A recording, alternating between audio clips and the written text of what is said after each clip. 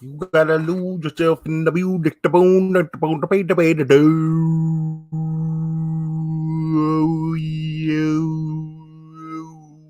That's how I was annoying my coworkers tonight. I was doing that shit all night.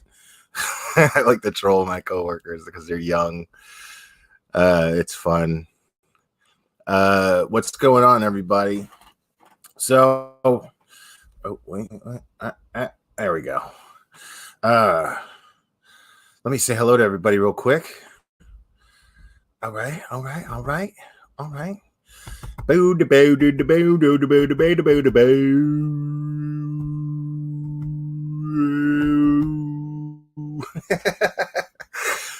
right, Jennifer Eggleston, Peace, Love, Smiles, Mandy RN, St. Elmo's Fire, Rosaling, Irish's Wife, Evelyn Arnaud, Perfectly Imperfect, Lufa, thanks to Lufa, as Lufa's the reason why I'm doing this tonight. I love when my listeners bring me stuff. And this is another win. We're going to go over that in just a second. Well, it's not totally a win. It's just, it's a step forward. It's a lovely step forward here. So, all right. Christola S. Norm Thomas. Yeah, why is my computer's all slow today, man? So I'm sorry about the lag. I'm plugged directly into the router too, man. So I don't know what to tell you. Y'all just have to wait. Angela Dawn. Tegan Heck. Lyrics. Mimster.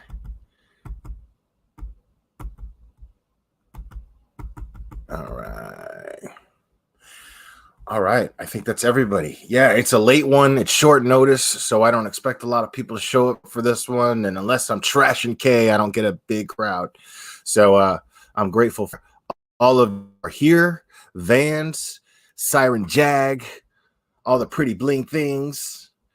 I love you guys a lot. I appreciate you guys being here and indulging me for this late night live stream at the last minute. Yeah, man. So this Peter Nygard. Now, I'm not a big fashionista or whatever. I don't give a shit about what the new trends are. I never have. When I was a kid, like in middle school, I did because I felt like if I didn't, I wouldn't fit in. And I had just moved to Miami from St. Louis, and yeah, it was a lot of pressure on that stuff. Very 90210-ish in the area that I was. It's funny because we were not well off. We were okay. My stepdad was okay, but he was very tight. He was very very tight with spending. So we didn't, he looked at anything that was anything that was expensive, that you were just paying for a name. And he's right, because I'm the same way now pretty much, but that's just because I'm broke. But I mean, Walmart brand, dude, right now they got like the Walmart brand Cheetos, like great value. Those things are like $1.80 for a big ass bag of them, dude. You're paying like $4 for those things if you get the name brand. It's the same thing. It's the exact same thing. I'm telling you right now, it's no different. So, yes, frugal. It's a great word, sweet one. Thank you. What's up, Truthy? That girl is in here, Cherry K. Hey. So, oh wait, Mikasa Ackerman. All right. So I was at work. I received an email from Lufa, and Lufa shared this story with me. And it being a day at work, I got evaluated today, which wasn't a bad thing. It really wasn't, because I don't, I do a pretty good job at work. There's always a little room for improvement. They let me know that stuff. But it was it was, everybody got evaluated. So it was no big deal. It wasn't a real stressful situation, but I'm actually kind of glad it did, because it's in writing, and I see those as bullet points on things to focus on in order to improve doing my job a little bit better. So I'm actually grateful for what took place today. Yeah. Things are happening. So this is part of the reason why I'm, for the most part, staying off the old oak leaf for a little bit. But I'm enjoying it because I feel a lot better. It's been a couple weeks, and I feel a lot better, and I'm back in my exercise routine. I'm still eating like shit, but that's about to change because I'm broke, and I have a bunch of like healthy food in the freezer, and that's what I'm going to be eating instead of going to McDonald's. So yeah, Lufa emailed me this article. I'm not going to read that article. Maybe I will. Maybe I'll find that one. But I'm basically just going to kind of read the article to you guys, and we're going to kind of go over this and revel in this wonderful step forward by our New York people, because I think New York has been showing some initiative here. Yeah, New York has definitely been showing some initiative. And I'm excited about that, because what are we trying to do here, people? We're trying to create awareness. We're trying to create awareness, and we're trying to the whole point of creating awareness is to get the major news media to start focusing on this issue, because COVID's a big deal. I get it, but this is a big deal too. COVID's a pandemic. This is an epidemic on our society, and it needs to be focused on, and we need to shine the light on the shadows where these predators dwell. And it's happening. It's slowly happening. And so I'm not going to come on here and talk about bad news all the time. This is good news. It's bad news that this was happening, but it's good news that law enforcement is stepping up And it's an interesting story here. So let me go ahead and get into that. So we're going to read from the Toronto Sun, because as far as I'm concerned, Toronto Sun is a biased newspaper. I don't know anything about it, or is an unbiased newspaper, I should say. So it says here, authorities in the United States say Canadian fashion mogul Peter Nygard has been indicted in 9 charges, including racketeering and sex trafficking. A news release from the United States Attorney's Office for the Southern District of New York says the charges involve at least dozens of alleged victims in the U.S., the Bahamas, and Canada, among other locations. So this guy was just being disgusting all over. Nygaard has been the target of a slew of lawsuits. He is denying the allegations, and none have been proven in court. There's something there. So we've got a tweet here from the RCMP in Manitoba. On December 14th, federal policing officers with assistance of WPG police, I'm guessing Winnipeg, arrested Peter Nygard, 79. I don't even know if that's Winnipeg, so I don't want to say. WPG to face charges in ongoing FBI and NYPD News investigation. Arrest follows the Justice Department request to Justice Canada to initiate extradition against Nygard. He is in custody. Court records showed Nygard was arrested under the Extradition Act and is to appear in a Winnipeg courtroom Tuesday. So it is Winnipeg. He is facing class action. He is facing a class action lawsuit in the United States alleging the sexual assault of dozens of women. The suit alleges that the Finnish-born Winnipeg-raised millionaire used violence, intimidation, bribery, and company employees to lure victims and avoid accountability for decades. Yeah, man. So this guy was pretty much just another Epstein, just not with as much money. Enough money to be compared to Epstein, but truth be told, not really nearly as much, but enough to be powerful enough to pull this off. And it continues to say, but Nygaard has denied wrongdoing and claims he is the victim of a smear campaign led by former his Bahamas neighbor billionaire Louis Bacon.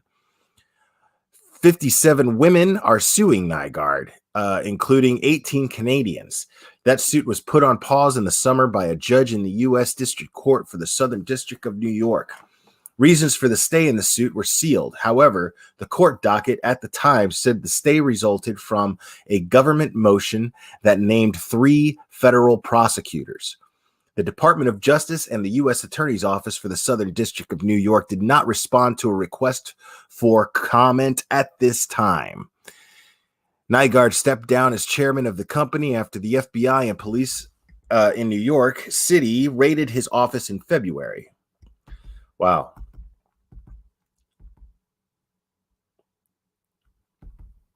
The survivors of our lawsuit have been waiting for this day for a very long time. Lisa Haba, one of the lawyers representing victims who are suing Nygaard, alleging rape and sexual assault, told CBC News. Peter Nygard's arrest marks the next chapter in holding him and his accomplices accountable for the unspeakable crimes against women and children they have perpetuated for decades. We will continue to seek justice. Lawyer Greg Gutzler added, "We are relieved that some measure of accountability is hopefully forthcoming, but we would be remiss if we did not state that this is something that should have been done decades ago." So this is one of those cases, people. This is one of those cases where people are coming out of the woodwork, right? This case does merit, from what I just read, this does merit speculation, correct? I mean, is that fair? We don't, I mean, at no point are we, guilty until proven innocent here. As far as victims go, yes. I mean, if there's children involved, then yes, I do believe that this merits an investigation. And I do not believe that law enforcement would take this man into custody and extradite him uh, if they did not think that they had enough evidence to convict him. So that's where I'm at. On top of the fact that his sons are speaking out against him, his own sons are speaking out against this man, and saying that I think one of them even alleged that he basically forced him into a sexual encounter as when he was a child with a prostitute or somebody that he was, I guess. But yeah, this is awfully gross. I'm gonna look for some more stuff on this. Let's see if we can find a little bit more on Mr. Nygard here. Yeah, I don't like this guy. I mean, looking at his face, I don't like him. Like, he looks like Dog the Bounty Hunter fucked the blonde one out of Siegfried and Roy and had a kid. That's what this dude looks like to me. Let me let me see if I could pull up I want to pull up an image of this guy. Let's just this guy totally, yeah, he looks I mean, let's face it, man. The guy looks like he touches people who don't want to be touched by him. That's what he looks like to me, dude. I mean, but he's a fashion guy. You know what I'm saying? Listen, this guy's either gay or he's straight and does shitbag shit. Like, I mean, I guess it's not uncommon for a fashion, mogul to be as extravagant and flamboyant as this guy is. But hold on, man. I want the whole picture on this guy, but I mean, I guess I'm just gonna have to share like this.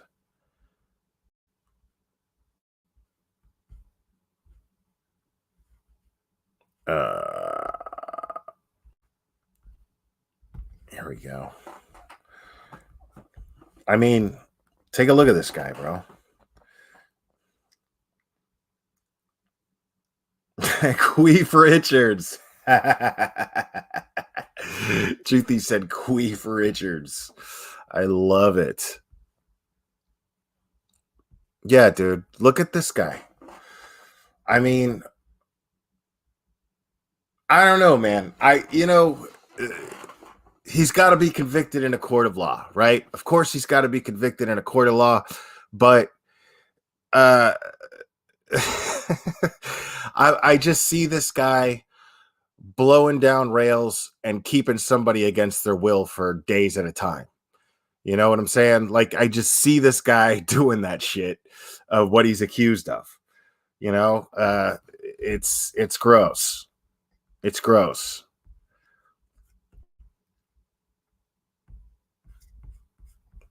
Yeah, man. I'm gonna see if I can get.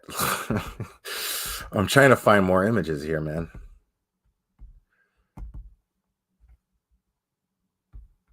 I mean, he's hanging out with Sean Connery. that's not a good look for Sean, considering his allegations. But Mr. Bond is no longer with us. Rest in peace. May his soul rest in peace. Mr. Sean Connery put a lot of good into the world as well. And that is something that I do know for a fact. So I choose to focus on the good that Mr. Sir Sean Connery put into the world.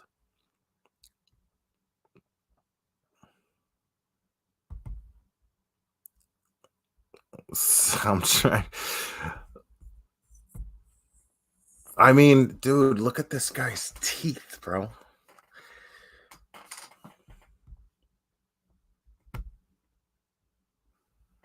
Like,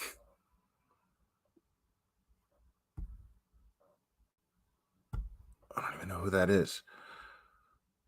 I mean, why does this guy look like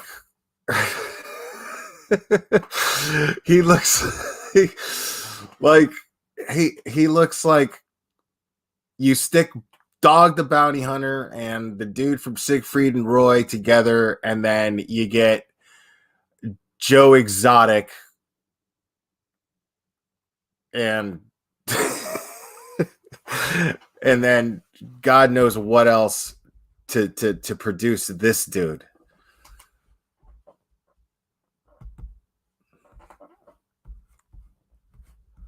Yeah, man. I'm not. Yeah. Look. All I know is this dude, for New York to be stepping up. This is why I say this is a win, because what we're trying to do is get more attention on this issue. And the more, like, the New York Post covered this case, the New York Times covered this case already. This is Toronto news that I've been looking at, and this is a good thing, because all I've been seeing on social media prior to even the Sophie case was, why isn't this stuff talked about more in mainstream media? Why isn't this stuff focused on as much as COVID or the election? Because it's obviously a serious problem in our society, and we need to do something. We need to do something about it. As far as trafficking goes, we need to just eradicate it. It just needs to go. And I do believe that is possible. I do believe that it's absolutely possible to completely and totally wipe the planet of trafficking. So of human trafficking. Because as far as I'm concerned, it's the same thing. It's no different than slavery, except you've got kids, mostly women. And this is something that just has to go.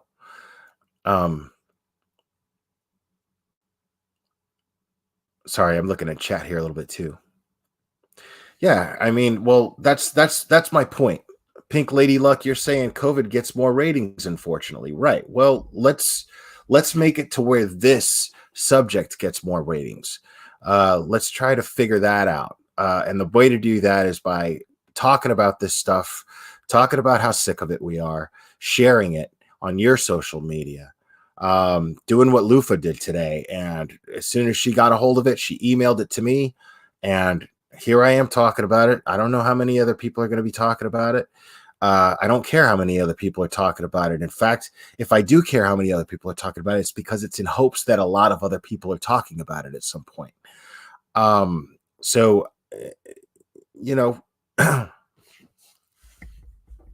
I just, the Epstein thing, Ghislaine Maxwell, haven't heard a peep about that shit. Has anybody heard anything about this woman? The whole Jeffrey Epstein thing just vanished, right?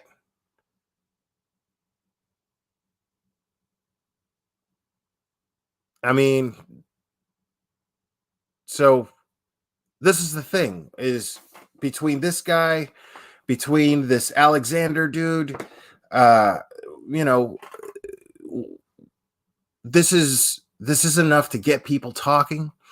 But hopefully also what it does is getting this much people talking about it and getting this much attention on it is going to put a lot more light on those people while they're locked up. And it's less likely that some fluke of a suicide is going to happen, because I don't believe that Jeffrey Epstein committed suicide. I'm going to be honest about that. I don't personally believe that. And I do believe that he was going to name names. And I think that we need to have a hope that these these other predators. There are the predators out there that are in powerful places, because we know that there are, and those powerful people get named. And then they just do what Giuliani did with the mob, man, and just bring it down. This is a big thing, and it's a horrible thing. And the biggest thing about it that bothers me the most, clearly bothers me the most, is that these are children. And these are people being held against their will. I'm actually an advocate for sex work. I think that it's as long as everyone is consenting, it's a victimless crime, which to me makes it not a crime. So I don't see anything wrong with anyone providing a service, no matter what it is, and someone paying for it. Who cares? That's between them, as far as I'm concerned. I don't care about that. But when someone is forced to against their will, that is a completely and totally different situation. And I do not, I don't have the patience for that idea. It just bothers me. It just doesn't sit well with me.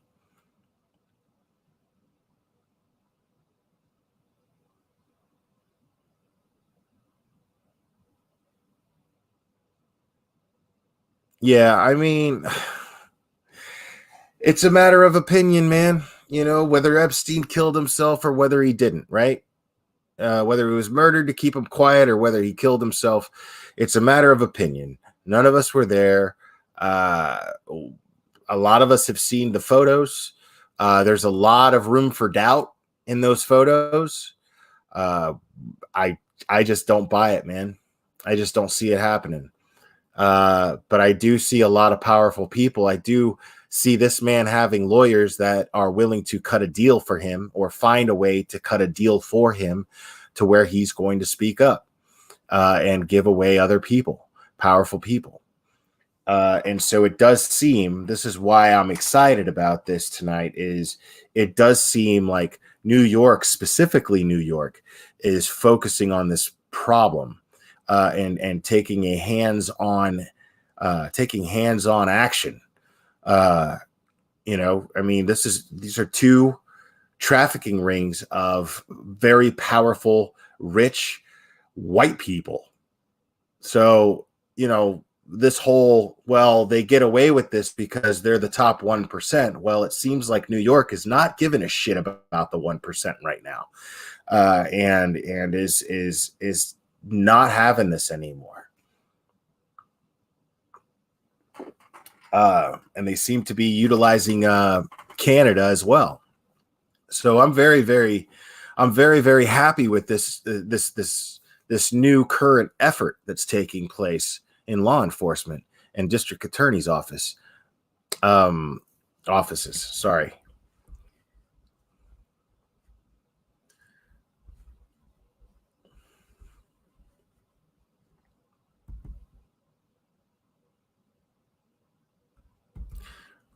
Right. Angela Dawn, I completely agree with you, man.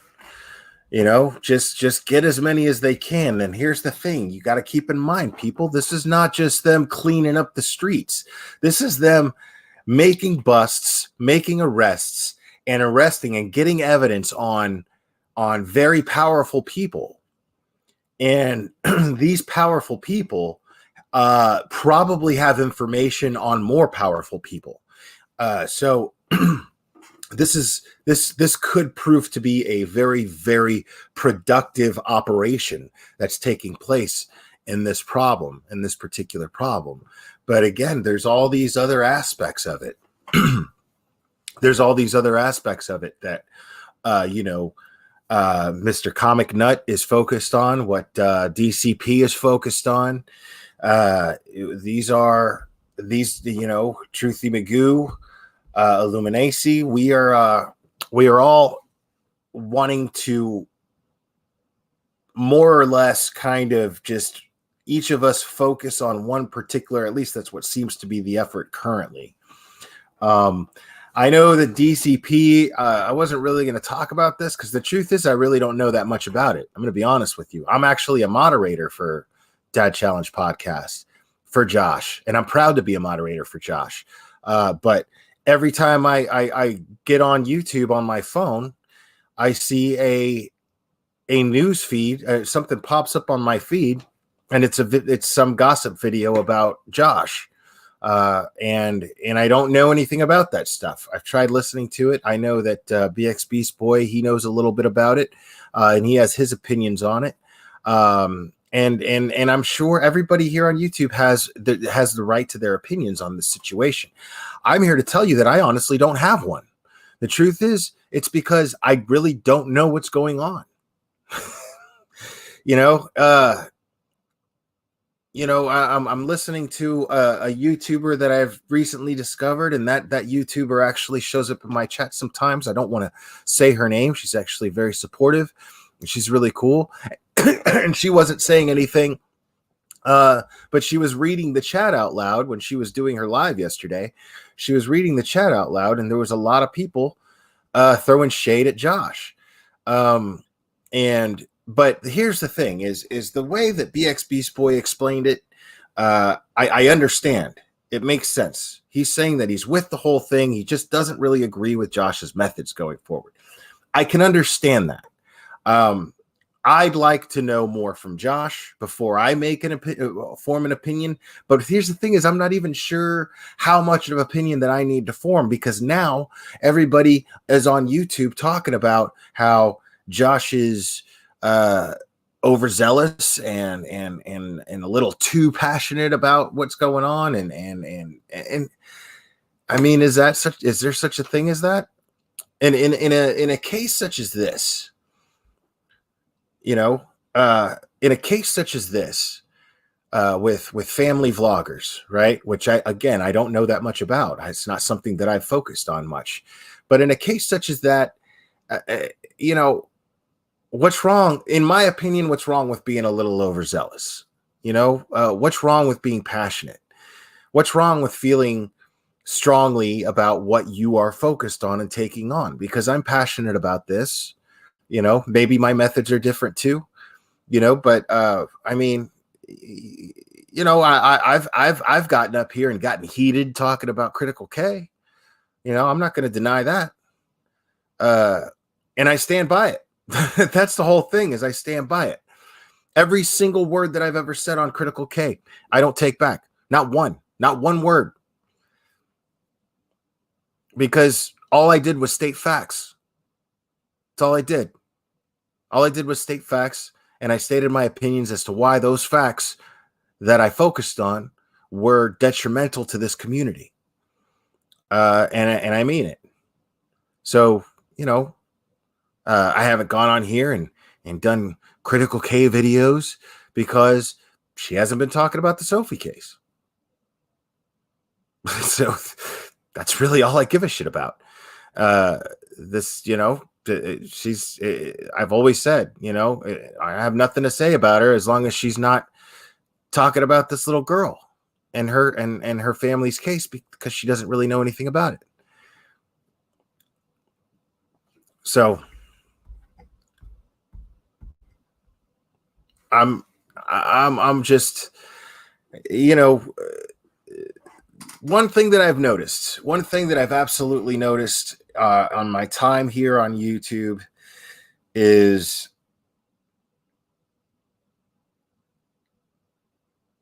one thing that's been absolutely consistent is whenever there's an issue that the community is passionate about. Now, in the true crime community, it was the Watts case, right? And a few other cases since, but nothing like the Watts case. Nothing like the Watts case. Closest thing to it has been the Sophie case. But here's the thing.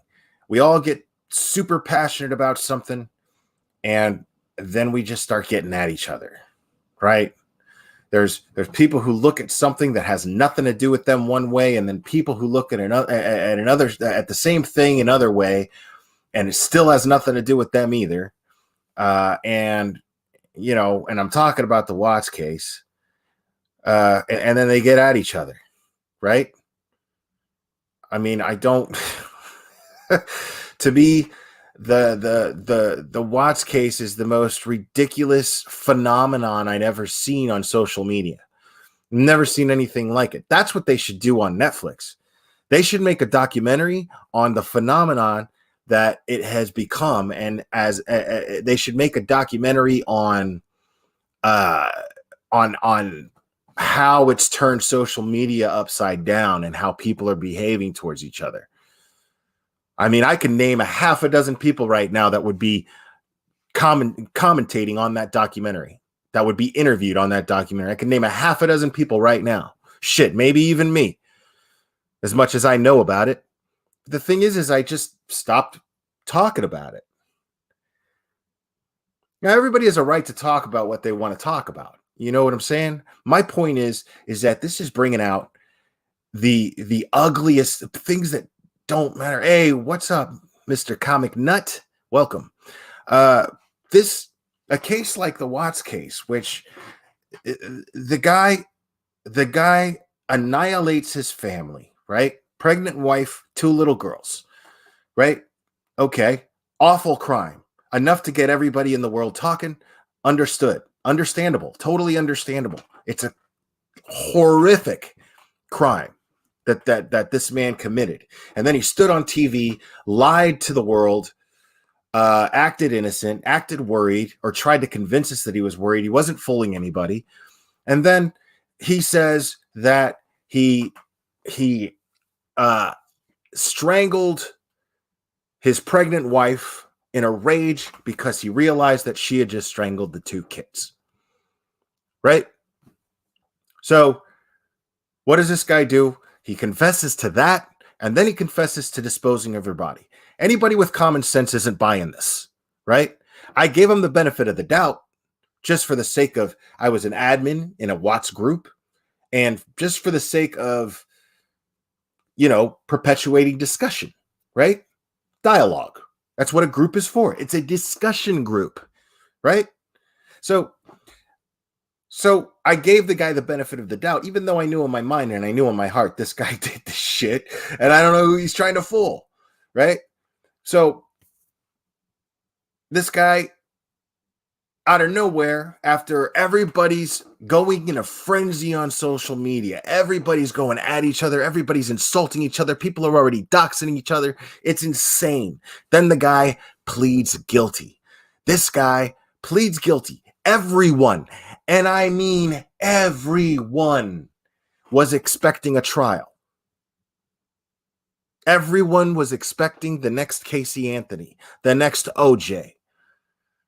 Everyone was expecting this to happen, and guess what? The guy pleads guilty out of nowhere, just pleads guilty, and then everybody shit themselves. Nobody knew what to do with themselves. To quote One Flew Over the Cuckoo's Nest, nobody knew whether to shit or wind their wristwatch. Nobody knew.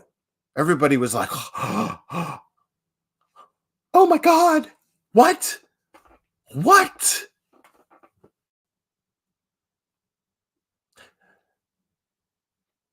And this is just proving the point that it was drama mongers.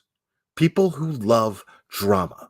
They follow true crime for the drama, for the gossip, right? Not because they're interested in trying to understand what would drive a man to do something so terrible, because otherwise Lifetime wouldn't have made a movie about it. All Lifetime did was cater to their audience. And guess what their audience was? A bunch of drama mongers who wanted to know about Chris Watts, who were obsessed with Chris Watts because Shanann had posted tons, hours of social media footage of videos. It was her job, right? And I know I'm saying stuff that most of you guys, but I know a lot of you, like Truthy here, he didn't really follow the Watts case. This is probably the most in-depth that he's actually heard anybody talk about it. But this is all that happened, right? And then there's been a bunch of drama since People think because he was having an affair that the girlfriend was in on it. I don't think that she was. I think that the police did a great job. CBI did a great job. Got exactly what they needed. If there was somebody else, there was so much public outcry for this. If there was enough evidence to arrest Nicole Kessinger for being an accomplice, then they would have. That's simple as it is for me. Everybody's so obsessed. I got a text from somebody who I haven't talked to in a while, man. I was so excited. And then they're like, well, where do you stand on the Watts case? And I'm like, on the who case? I don't fucking think about that shit anymore, dude. And yet, this shit was just starting to die down. And then Netflix comes out with a documentary. And then it goes crazy all over again. And people are fighting. The same people, the same YouTubers that were doing it 2 years ago, we're doing it again now. It's hilarious to me, dude. And people are still doxing each other over it. People are still over shit that has nothing to do with you. Absolutely nothing to do with you. Because maybe you had a conversation with somebody on Shanann's side of the family once, or you had a conversation with one of Chris Watts' parents. Gives a shit. Who cares?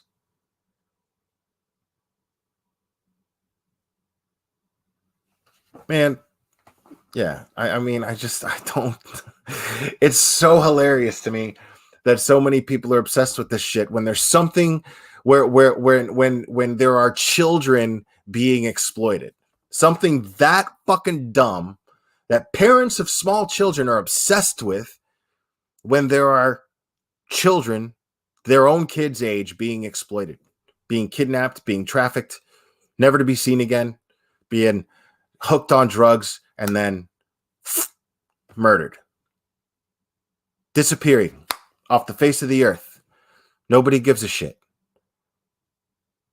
Everybody wants to know if the guy who admitted numerous times to his own crimes, who is currently behind bars, whether or not he's going to get remarried. Gives a fuck. Fuck that guy. Your kids are in danger. To me, that's a fucking no-brainer. You've got this massive platform.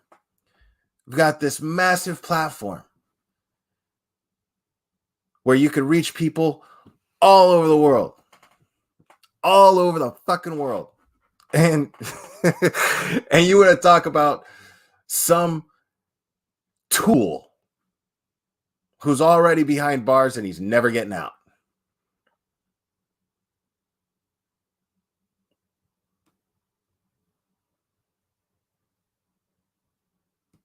I got people in the chat right now talking about it and speculating over it. There's nothing to fucking speculate. It's done. It's done. There's nothing to speculate. Dude, he was, all right, this is what happened with Chris Watts. They basically tricked him. This is true. This was but that's the prosecution's fucking job, dude. I'll indulge you people and talk about the Chris Watts case a little bit, okay? I'll indulge you. All right? So, excuse me. So, right. Comic Nut, I totally agree with you. Man. He pled guilty. End of story, right? But no, it's not the end of story for God knows what reason. This guy, okay, prosecution did something a little bit dirty. So Colorado has the death penalty, right? But I think only like one person actually faced execution, and it took forever for them to execute this one person. So Colorado has the death penalty, but they almost never follow through with it. Like 99% of the time, they have not followed through with it. So, I mean, what they ended up doing was they ended up telling his lawyers, which he had he had a public defender, dude. He had public defenders, right? He didn't stand a chance, right? And I was calling this shit from the start. I didn't say that he was going to call, that he was going to, as soon as he pled guilty, I was like, why didn't I think of that? Of course he's got public defenders, dude. A public defender's job is not, I mean, they get the same paycheck. The same people sign their paycheck as the prosecutors. You know what I'm saying? They all work for the same, they all work for the same people. Right? They all have the same bosses. You know what I'm saying? So, I mean, a public defender does not give a fuck about Chris Watts seeing the light of day, especially with the evidence that they had against him. Because like I've said 1,000 times, he might as well have left a trail of Reese's Pieces behind him because they would have caught his ass anyway. Dude, you look at that body cam footage of the cops and this dude freaking out looking at the surveillance footage from his neighbor's house. That was the funniest shit I've ever seen. They had everything on this guy. On top of a confession. And for some reason, this is up for debate. So I was saying what the prosecutors did. So because Colorado has the death penalty, they never follow through with it. They left that little part out when they were talking to Chris Watts. They didn't say we never follow through with the death penalty. They were saying, well, if we go to trial, we're going to seek the death penalty. But if you plead guilty now, we'll just seek life in prison. And then you can still talk to your family and you could still have some sort of communication with the outside world. You'll be alive at least. Right. But the fact is they would have never followed through with the execution had he gotten the death sentence. Right. And they would have gotten it. They would have absolutely gotten it. They would have had plenty of evidence to convict this guy. So why the fuck any of this is even still up for debate blows my mind. It just does. And here you are, you're debating it. You're debating it, and guess what?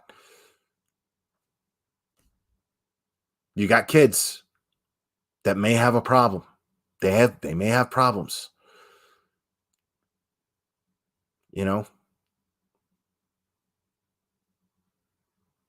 See, I get these little comments sometimes in my comment section. Somebody commented something because and I'm going to address this. Why not?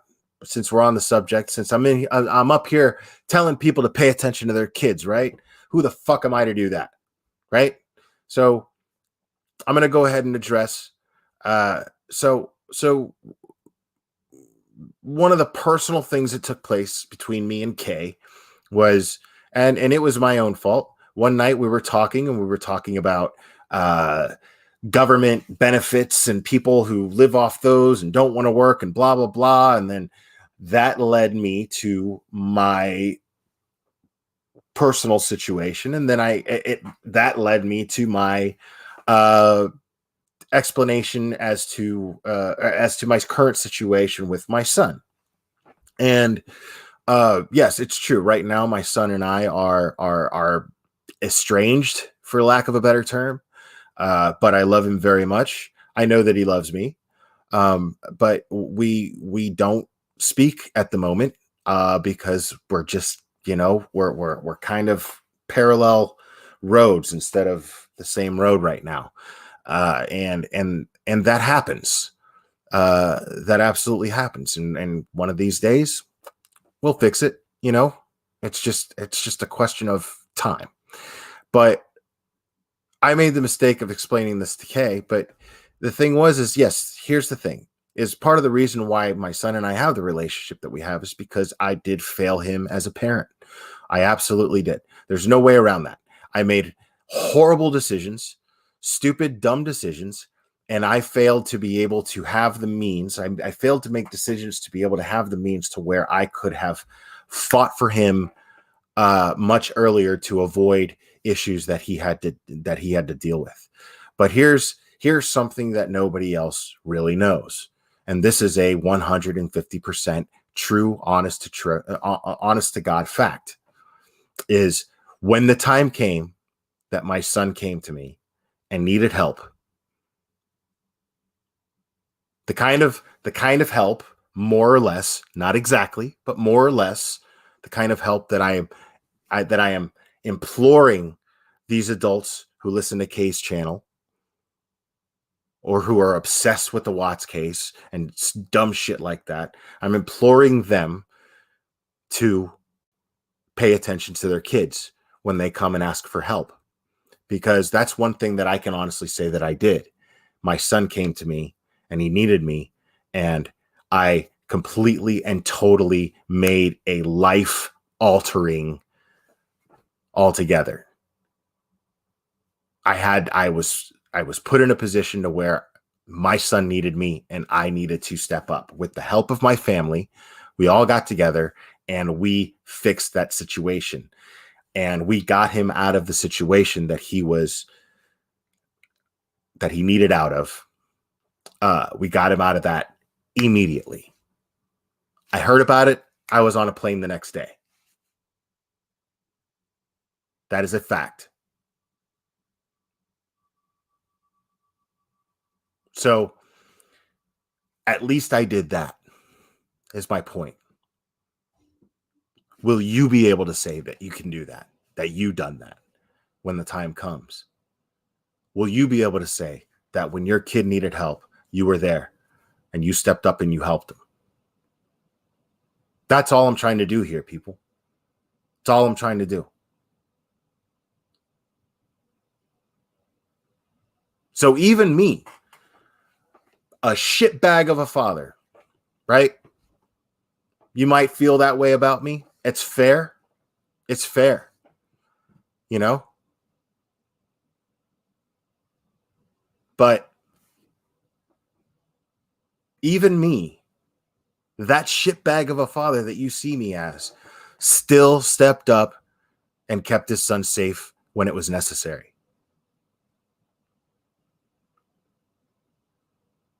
So before you judge me, you prove to me that you're able to do that. That's all I got to say about that.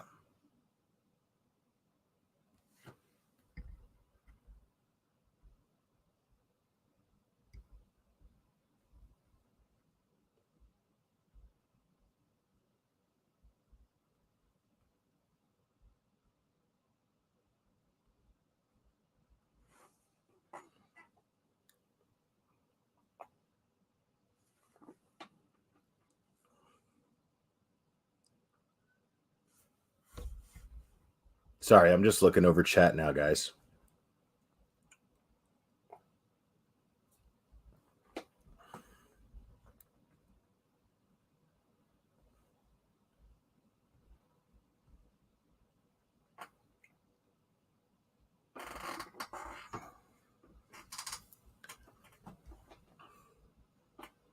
You know, and I think it's crazy, man.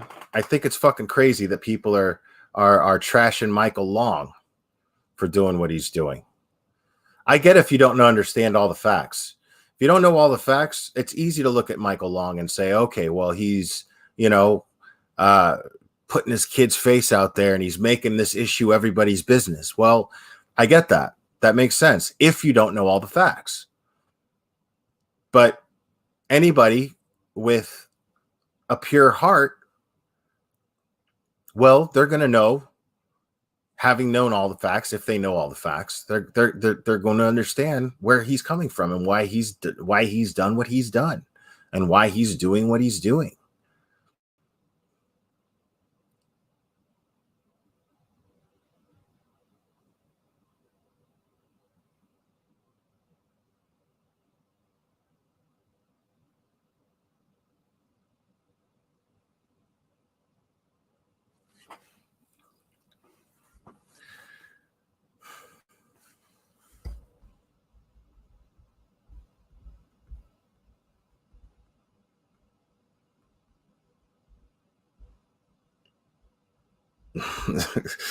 I don't even know what that means.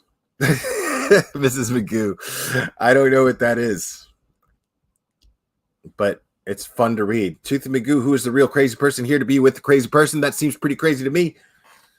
Like how fast I said that? I'm pretty impressed with myself. I would not have been able to do that on Oakleaf. Okay. All right. You gotta lose yourself in the beauty.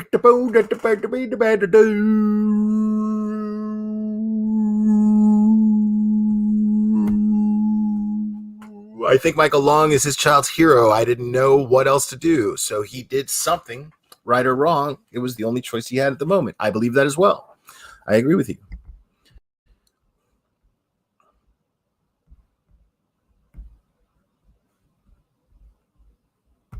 Oh, well, you know, this platform is only a platform because you listen to it. So thank you. I appreciate you. Justice for Oakleaf. I agree. Blame the stove. Look at Lynn. Lynn's a fan, dude. Lynn. See, I completely forgot about Blame the Stove.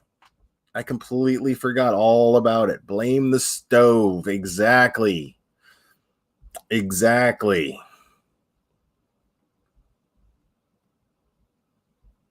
Yeah, that's a good point. I got you. Okay. That makes sense. That makes sense.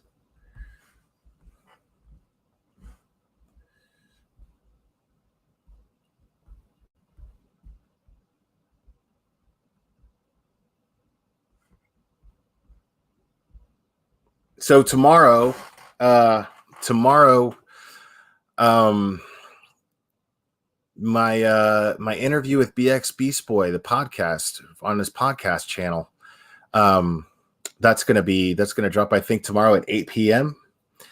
Does somebody have a link to that? Maybe you can drop it. One of the mods can drop it in the chat, please.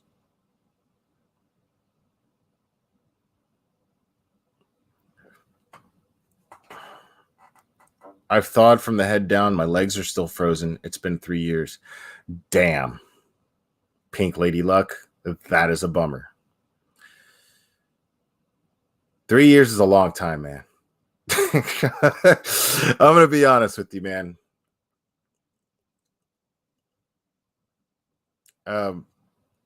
Caleb, if I could afford contacts, I would probably spend them on something more practical. I don't know, Mandy RN. I think so. I have not spoken to him in a few days, so I don't know. I don't know.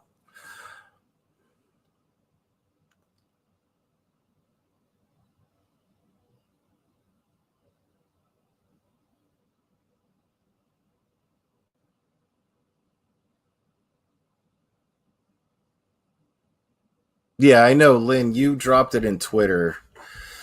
Oh, I'll just find it. Hold on.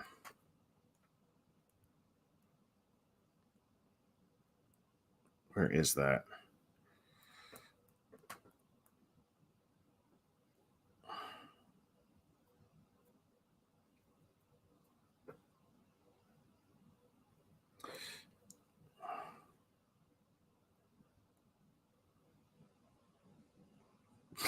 Robbie did a video called Cut the Crap.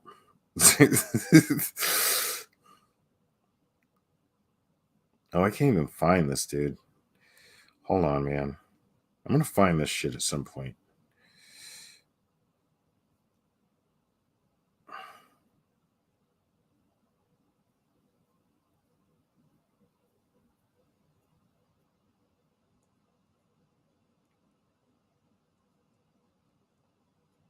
Dude, I can't. Oh, I found it. Okay, here we go.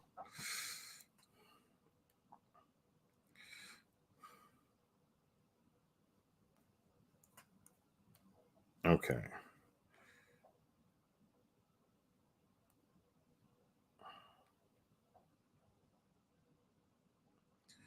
There. Make sure you sub to that channel because that's a different channel that he uses. Make sure to sub to that channel and set a reminder for that.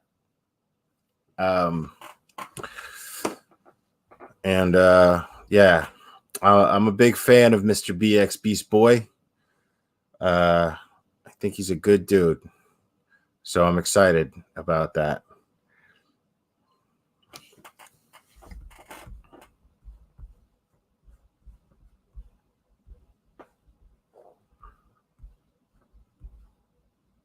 So I'm wondering if anybody has any thoughts on my Watts rant. I have those every few months. I have those every few months, man. Like, that shit just gets on my nerves, dude. I see smart people talking about something so fucking dumb, and I get really annoyed. I just get annoyed. And I mean, it's not even talking about it. Like, it's a true crime case. You know what I'm saying? Like, I'll still talk about Manson. I'll still talk about Missy Beavers. I mean, that's an open case, but I'll still talk about those cases. You know, I get it. I'll still talk about Casey Anthony. I'll still talk about Scott Peterson. But you know, so I'm not faulting anybody for talking about the Watts case. I'm talking about people who fight over it. That's fucking asinine.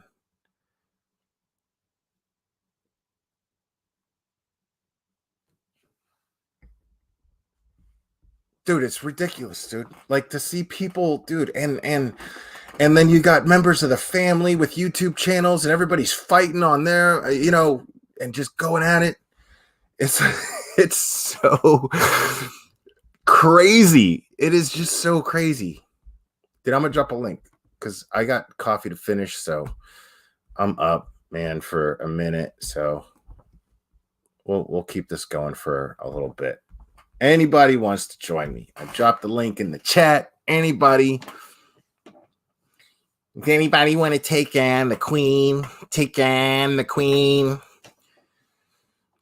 I'm just kidding. I'm not calling anybody out, man. Just anybody wants to come up here and talk shit, say their piece on anything.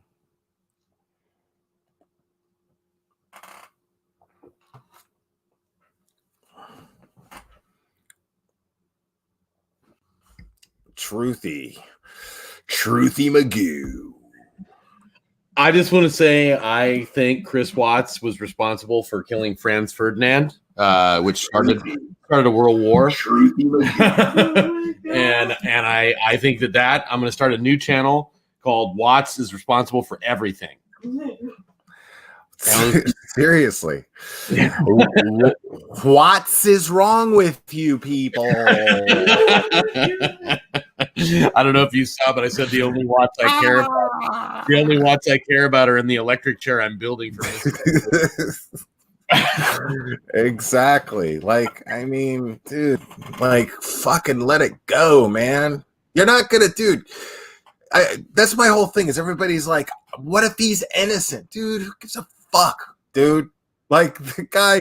Listen, he had some part of that shit. Okay. He had some part of it. I'd say let's just say that he had an accomplice. The fact that he had some part in it, okay, he's behind bars. Like, no matter what part you have in that, if all you did was dispose of the bodies, you belong in prison for the rest of your life, as far as I'm concerned. Yeah, totally. That's just me. That's justice. Fuck that guy. Fuck that guy, dude.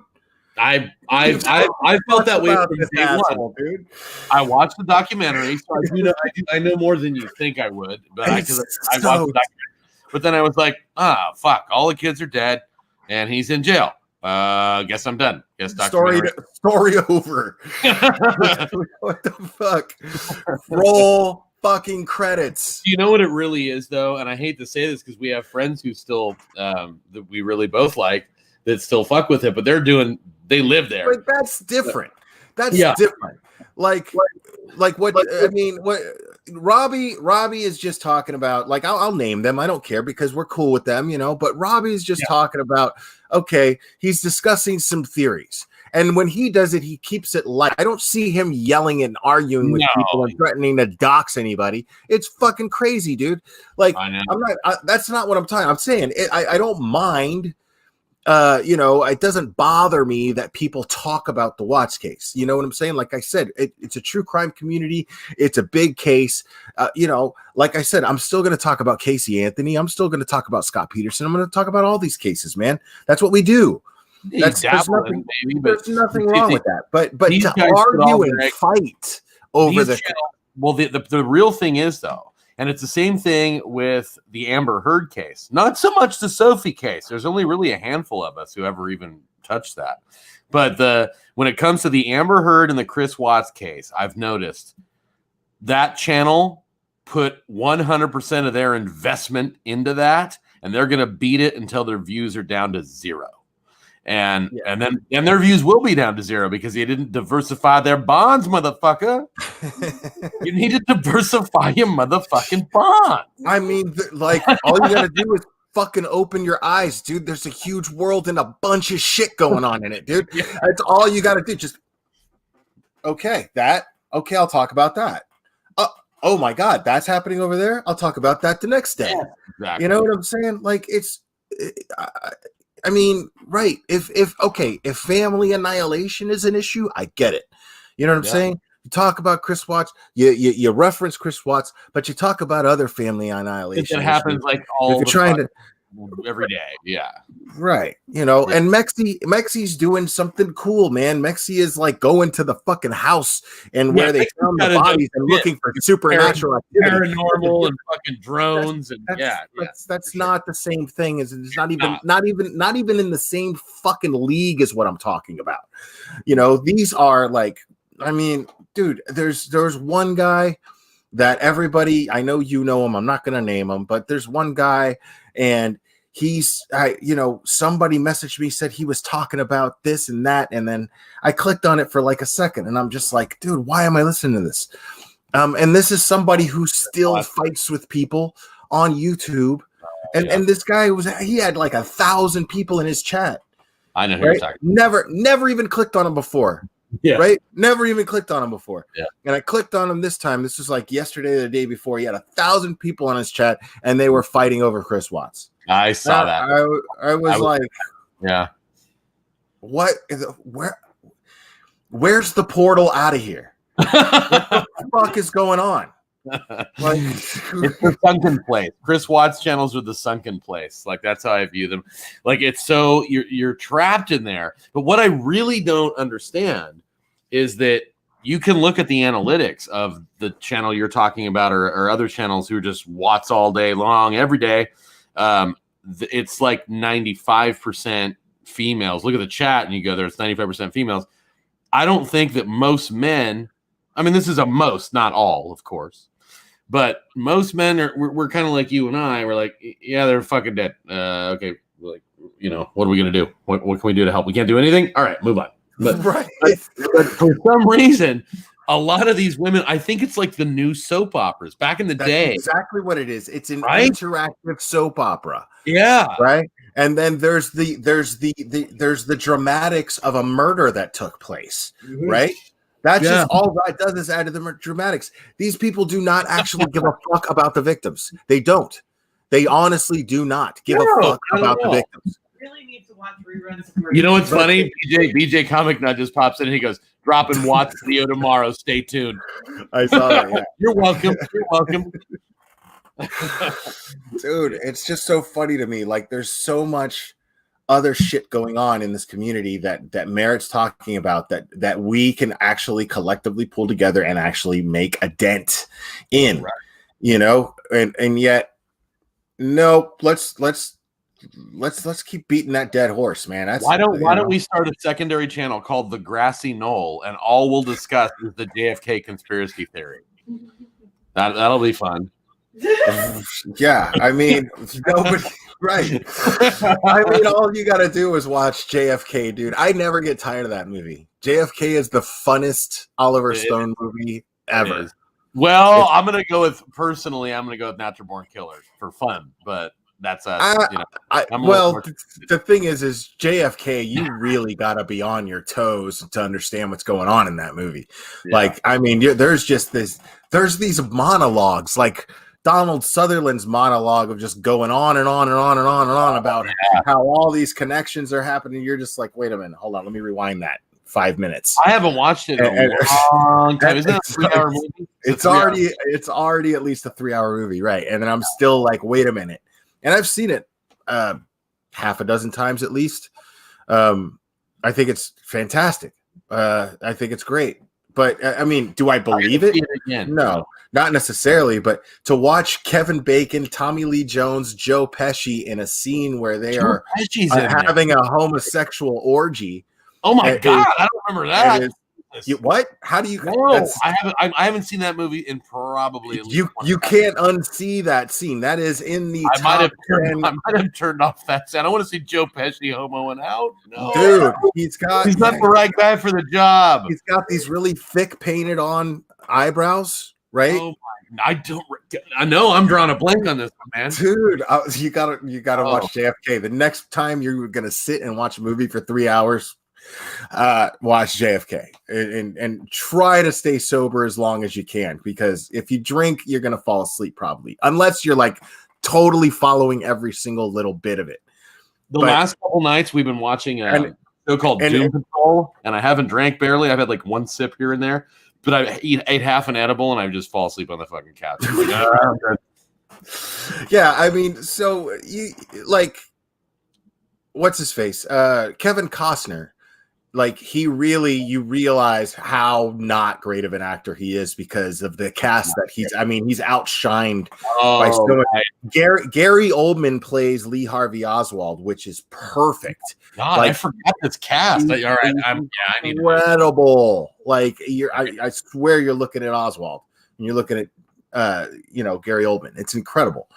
Gary Oldman's never done a bad job that I've ever seen. So yeah, but Tommy Lee Jones is just this he's this very southern, like Savannah, Georgia, flamer, Oh, that's out of character for right. That's what I'm trying to tell you. Yeah, like whatever do you mean? The weather is fine. Let's have a mint julep on the pod. Yeah. Right. No.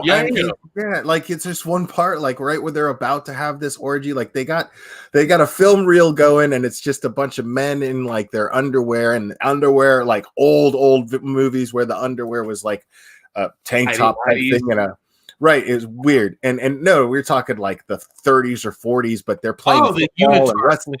Yeah. Right. And they're wrestling each other and stuff. And that's what they got playing for porn. God. Right, that's what they got playing for porn, and Tommy Lee Jones is like painted all in gold, like a gold statue. Oh yeah, no, this is going to be brand new to me again, dude. And Kevin Bacon is like a ceramic statue, right? And like Joe Pesci at one point is like dominant against Tommy Lee Jones and smacking him, going, you're my bitch, blah blah blah, or whatever. It's really weird. It's really surreal, dude. Like, yeah. Before it starts, like Tommy Lee Jones is like got a glass of champagne, and then like he sees it, he's got a boner, and he's like, "Oh my goodness, let's have some more champagne," and you're like, "What? That's Tommy Lee Jones." Like this is Samuel Gerard who caught Rowdy. I like him, Rowdy.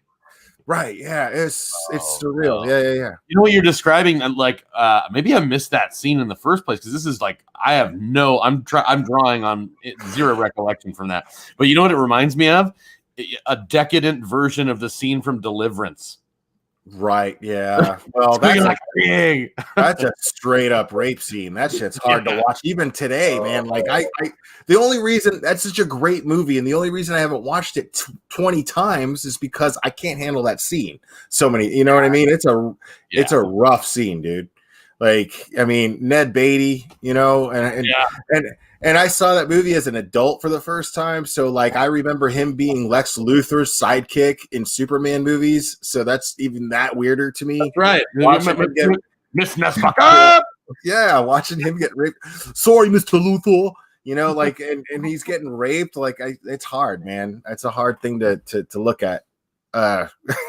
No, I guess I'll watch it. I don't think sober is the right way to watch that scene. If I was high, I'd be like, "What the fuck?" My buddy and I were at his house the other day, and we finally got through The Irishman, which is a great movie. Oh, I loved it. I loved it too, but man, you gotta push through that thing. It is so long. I've watched it 3 times. Like I just found it so entertaining. I loved that it's the same type of characters that these guys have always played. Yeah, but good a completely different take on those types of characters. Yeah. Like Joe Pesci being this, like he's always like in Casino Goodfellas, he's like a lunatic off the rails, just totally. But in this movie, he was super chill. Like he was the chillest mobster. He just pulled triggers. What was that one thing he talked about Australia? Could you take him to Australia? Down under, put him down under. You know what I mean? Right. Yeah, I almost like my heart sank that scene where he's with De Niro and he's like, he gives him that ring and he's like, there's only 2 other people on this planet that have this ring and only one of them are Irish. And then he's like, do you know how powerful I just made you? Nobody can fuck with you. Nobody. Right. And you're like, wow, like, because you really felt that. You really like realized like he's completely untouchable. Like there's nobody on this planet. Like for this guy to be killed, he has to get this guy's okay. And he's saying, there's no way. This is my brother now. There's no fucking way. Well, then, like, okay, so after De Niro kills Hoffa, and they're in the jail breaking bread and dipping in the wine and all that, and then right after that, they're sitting out and Pesci's in the wheelchair, and he's like, hey, De Niro's, hey, where you going? He's like, I'm going to church. And he goes, church? He's like, you'll see. See. I wondered if I was overthinking that scene or not, but that's what I was going to talk about. Is I think that he was saying like, you'll see soon enough. Right. Yeah. Is that what you thought? Yeah, because he was right. De Niro's like, church, what the fuck? So he's basically saying like, you'll get there. You'll get to this point. That's what I thought. Right. That's what makes the most sense to me too. Yeah. I thought Pesci did an out of character role too for that whole thing, like you said. Like I love that. I guess I'll have to go back and watch JFK. I don't know about this whole golden painted porcelain statue. It's just hard. It's difficult to watch Kevin Costner because he's got this New Orleans accent and he's not convincing at all. Oh, his accents have always been terrible. Did you go back and watch Robin Hood? Robin Hood, right. Yeah. What are you doing? Yeah. I was like, yeah. And then Christian Slater managed to be even worse. Yeah. Robin of Oxley.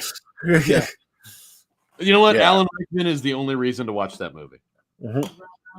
I'm going to cut your heart out with a spoon. Because it'll hurt more, you twit.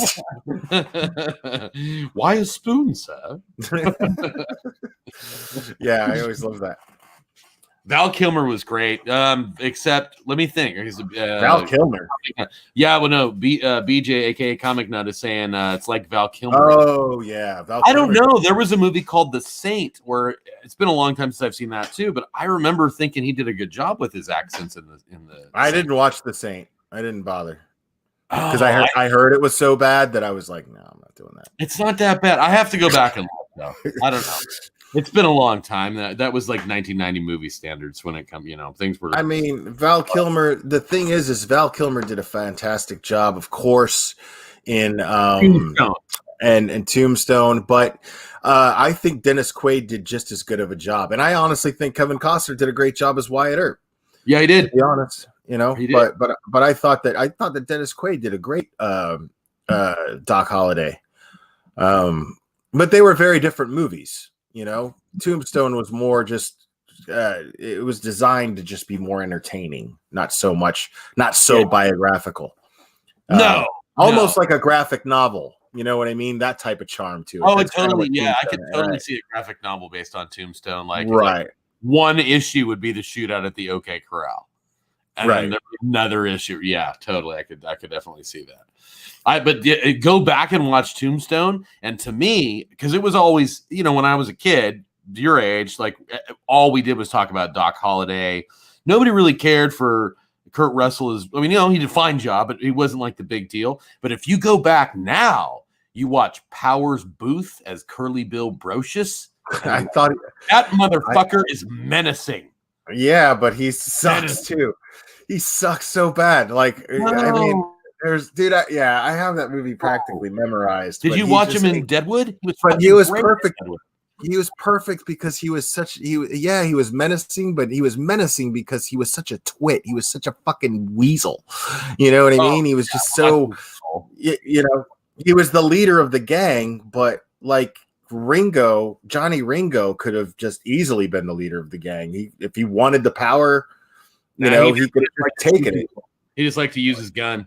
That's Johnny Ringo. Yeah, right. But you don't want a power. Power's good. Yeah. But Curly Bill didn't, that version of Curly Bill didn't really seem to have much leadership skills, is what I'm noticing. But like in the Wild West, I wonder what it took to have leadership skills. I think you just had to just be the biggest, baddest motherfucker, and you could be stupid too. And you'd be, I know how to steal cattle, you sons of bitches. I don't know. Right. I don't know if you need to be like Wyatt Earp, like the Kevin Costner Wyatt Earp movie, like was like very biographical, and I thought they did a great job telling that story. I really enjoyed that, and I liked because Wyatt Earp being a quiet, soft-spoken man, don't give Kevin Costner a lot of lines, just have him look like a hard ass. Right. Give him a Dances with Wolves type of role in the Western, and you're good. Everybody's like, Dances with Wolves is great, and blah blah blah. No, well, that's because Kevin Costner didn't speak through the whole fucking movie. That's what I'm saying. Exactly. Like, he had one word that I remember, and that was tatonka. Right. I mean, it's a good movie, but the credit goes to all the Native American actors in that movie, man. That's just the truth. I mean, the credit goes to all of them. Wait a minute. Mr. Nutt says Brad Pitt's his favorite actor. All right. So Brad Pitt is actually, I don't know if you're kidding or not. I actually did think he's I think he's a very good actor. I don't think he's being sarcastic because he's one of my favorite actors. Yeah, I think he's top notch. But as far as young actors go, I would say Leonardo DiCaprio. I mean, he's not even that young anymore, but young. Wow. But my favorite actor is right now, who's living still, is Jared Harris. And I don't know if you guys have seen Chernobyl. He's Richard Harris's son, who is a legendary actor, and I think he got every bit of his father's talent. So, Jared Harris. If you wanted to get really fucking serious, let's see, and see some just great all the way around acting. Watch Chernobyl. It is fucking. I mean, it's not happy. It's called Chernobyl. It's not going to end well. So, female actors, I'm going to say the best actress of our time is Amber Heard. I mean, bar none. This woman, I just want to see her go to the top. I just want to see her right up there with Streep. She deserves it. She's so humble and so sweet. And the talent. And she can throw a vodka bottle and cut off a finger. Do you know how fucking hard that is? I've thrown so many vodka bottles and I've never. Here, give me a vodka bottle. I'm going to see if I can. Oh man, yeah. Johnny Depp really blew it, man. What a douche. Oh man, what a tool. He fucking. He didn't really pick well there. Yeah, I'll say that for sure. No, he blew it because he had a great thing and he blew it with such an amazing, wonderful woman. Yes. You know what? There's a little known fact. Amber Heard is responsible for creating 79% of all charities in the last decade. All charities. She funded it with her own money. Oh man, that's fun stuff. Let's see. Best female actress. Of course, you got to say Meryl Streep, right? I mean, you already did. But Karen Collins, I'm with Carol Nance Collins. Jodie Foster's up there. Jodie Foster's a great actor.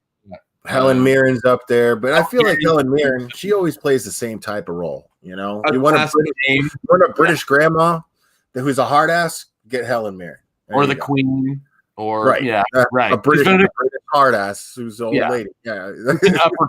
upper crust, knowledgeable British lady for sure. Kathy Bates, Elizabeth Taylor, absolutely.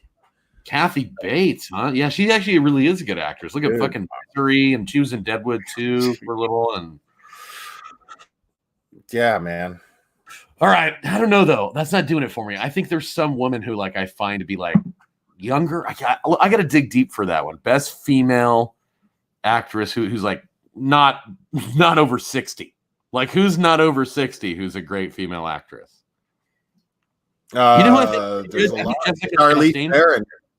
Charlize Theron is. Yeah, she's pretty good. She's great, dude. She's a monster. Incredible. It's not even the same. She did a. Doesn't even look like the. Yeah, it doesn't even look like the same. I can picture the makeup job. That's actually, that's a true crime story too. Well, but it's not just the makeup job though. Like she wore the makeup inside, man. Like she became this person. Yeah, it was. Yeah, I mean, it's unbelievable. Yeah. Debbie does Dallas comic nut, not Debbie. I just was going to comment on that. I was gonna say she definitely had some physical acting skills. God damn it, there's got to be some. You know who's really good? Tim Burton's wife. She's a really good, diverse actress. Who's that? Helena Bonham Carter. I love. Oh her. Yeah. She's a diverse actress. Solid. Oh, Beast Boys in the house. I invited him like 20 minutes ago. What's up? Your ears must have been burning. Yeah, man. I'll stay on for another 30, man. If you want to come up, we're talking actors and movies, dude. I know that's right up your alley. I'll drop it. We did that for an hour in our interview, and then we diverted. Yeah, and Comic Nuts, welcome to come up here too if he wants to, man. He knows that. Anytime. You guys are always welcome on my panel. Beast Boys coming. Yeah, man. Renee, dude, I'm deleting that comment. Who said Mandy Moore is a great actress? Perfectly imperfect Mandy Moore. Don't ever quit that name. You know who is funny? Like me and my son. You deleted Renee Zellweger. Yeah. Why did that? That's not allowed in my chat. Renee, that's funny. Remember? Oh, that's not allowed in my chat. So what? There's this one actress. Me and my son, right? Me and my son's thing was to sit and watch movies together a lot, right? And there was this one actress that kept showing up in movies, and what's her fucking? I forgot her name already. But because we couldn't remember her name, ironically, it works for the story. We couldn't remember her name, so we just called her "I don't like your fucking face." What was she? Anna Kendrick. That's her name. Oh God. Yeah. So we just referred to her. We just referred to as Pitch Perfect. Yeah, my son would be like, "What are we watching?" And I'd be like, "Oh, we're gonna watch this new George Clooney movie, Up in the Air or whatever." And then be like, "Well, who's in it?" And I'm like, "Oh, I don't like your fucking faces in it." And then he's like, "Oh, fuck, not I don't like your fucking face, not her." And I'm like, my buddy Bryce fucking wants to kill her, and I'm like, "Why? She seems fun." And he's like, "I don't like her fucking face." Same thing. Wow. See, Anna Kendrick. Kate doesn't like her face either. I don't wish it's perfect. I don't wish Everybody hates Anna Kendrick's face. It's not her fault that she looks like that. I don't wish any ill will on her. I don't like her. Damn. That's all. I don't want to hit it or anything. You know what I mean? I don't like it. It's getting real in here. I don't know. You know what? I've got a weird celebrity crush that's very strange, and I have to come out and admit it. It's Aubrey Plaza. Who's that? She's the weird girl. I like her. So weird, but I just have this. Yeah, but I find her like, I can find that little. I think I know what you're talking about. She has a scary, like, kind of sexiness to her. She's awkward, very awkward. Yeah. She's like awkward and confident at the same time. It's strange. That awkward. You hate her? I can't stand that. You don't know Aubrey Plaza though? I'm looking her up right now, bro. Community. She had a Park and Recreation. I don't find her attractive in the slightest. No, I don't either. I'm so mad at myself. Not in the slightest. So you don't find her really?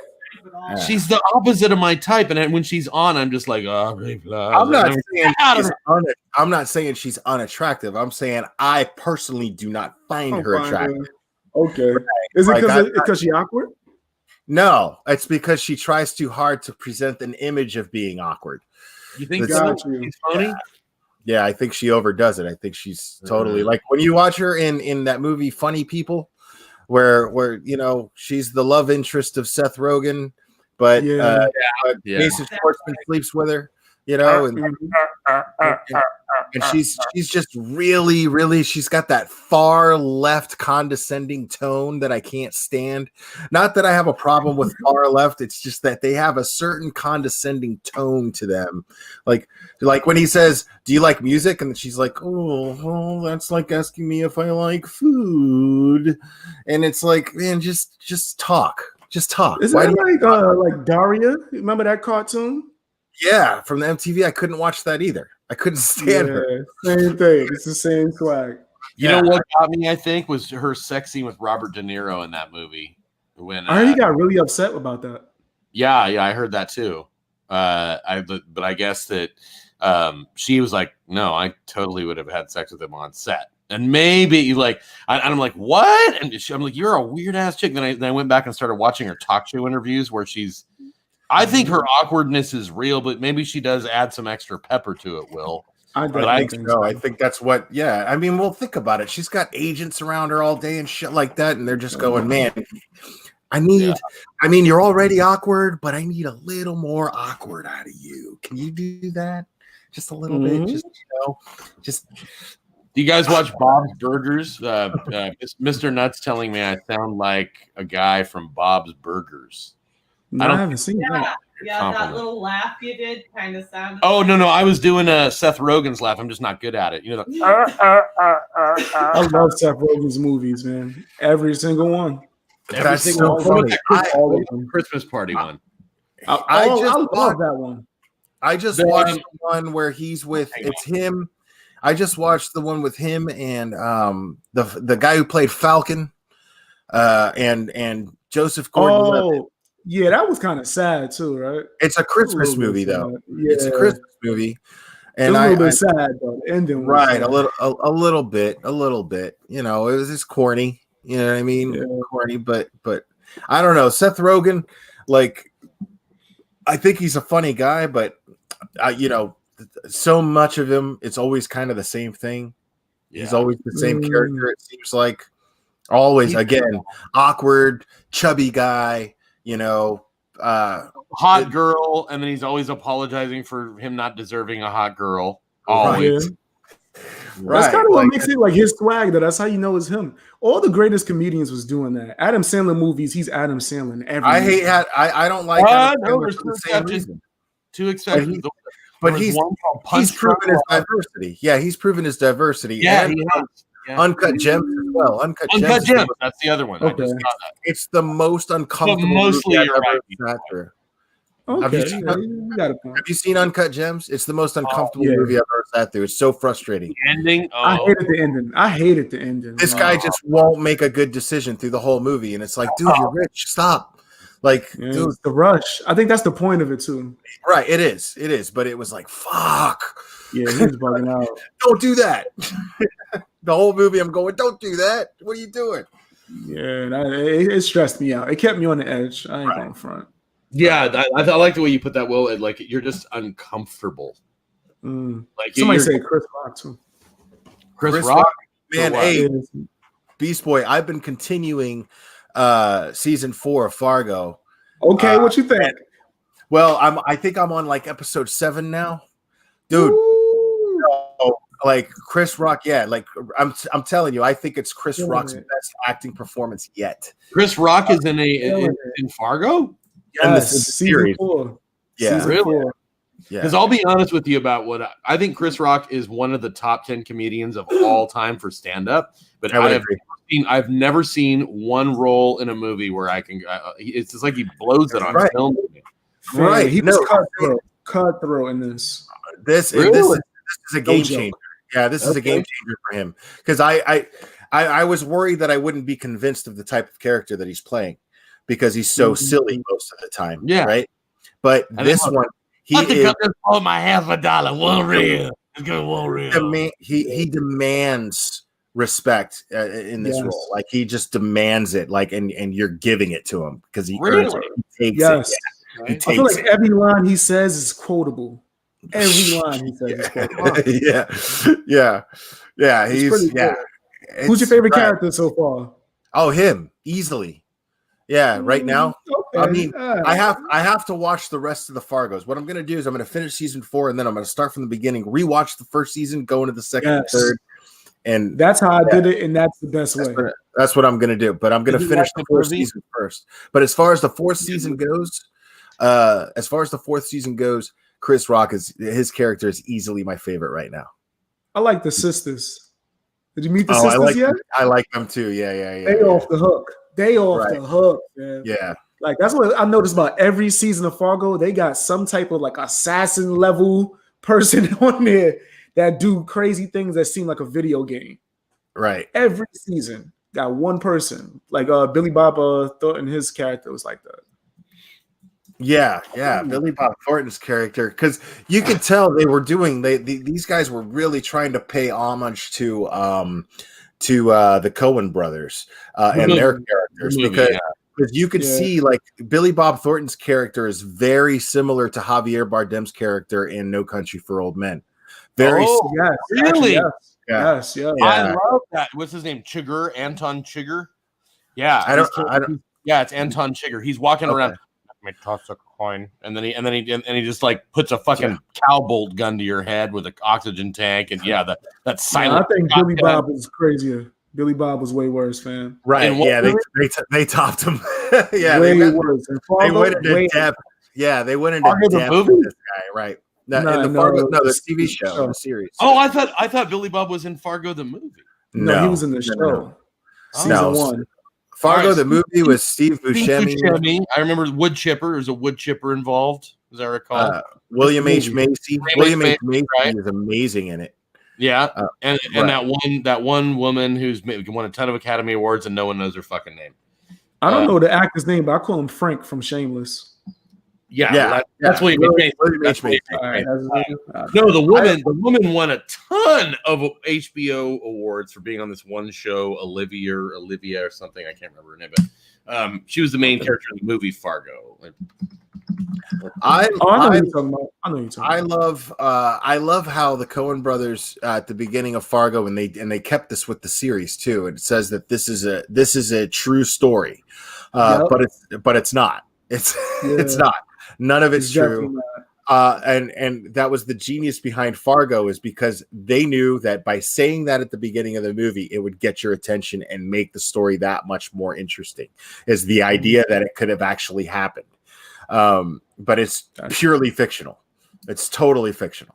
Yeah. And actually, too, when I looked into that, they actually say that every season, even including the movie, has something that's so ridiculous they're telling you this is not true. Right.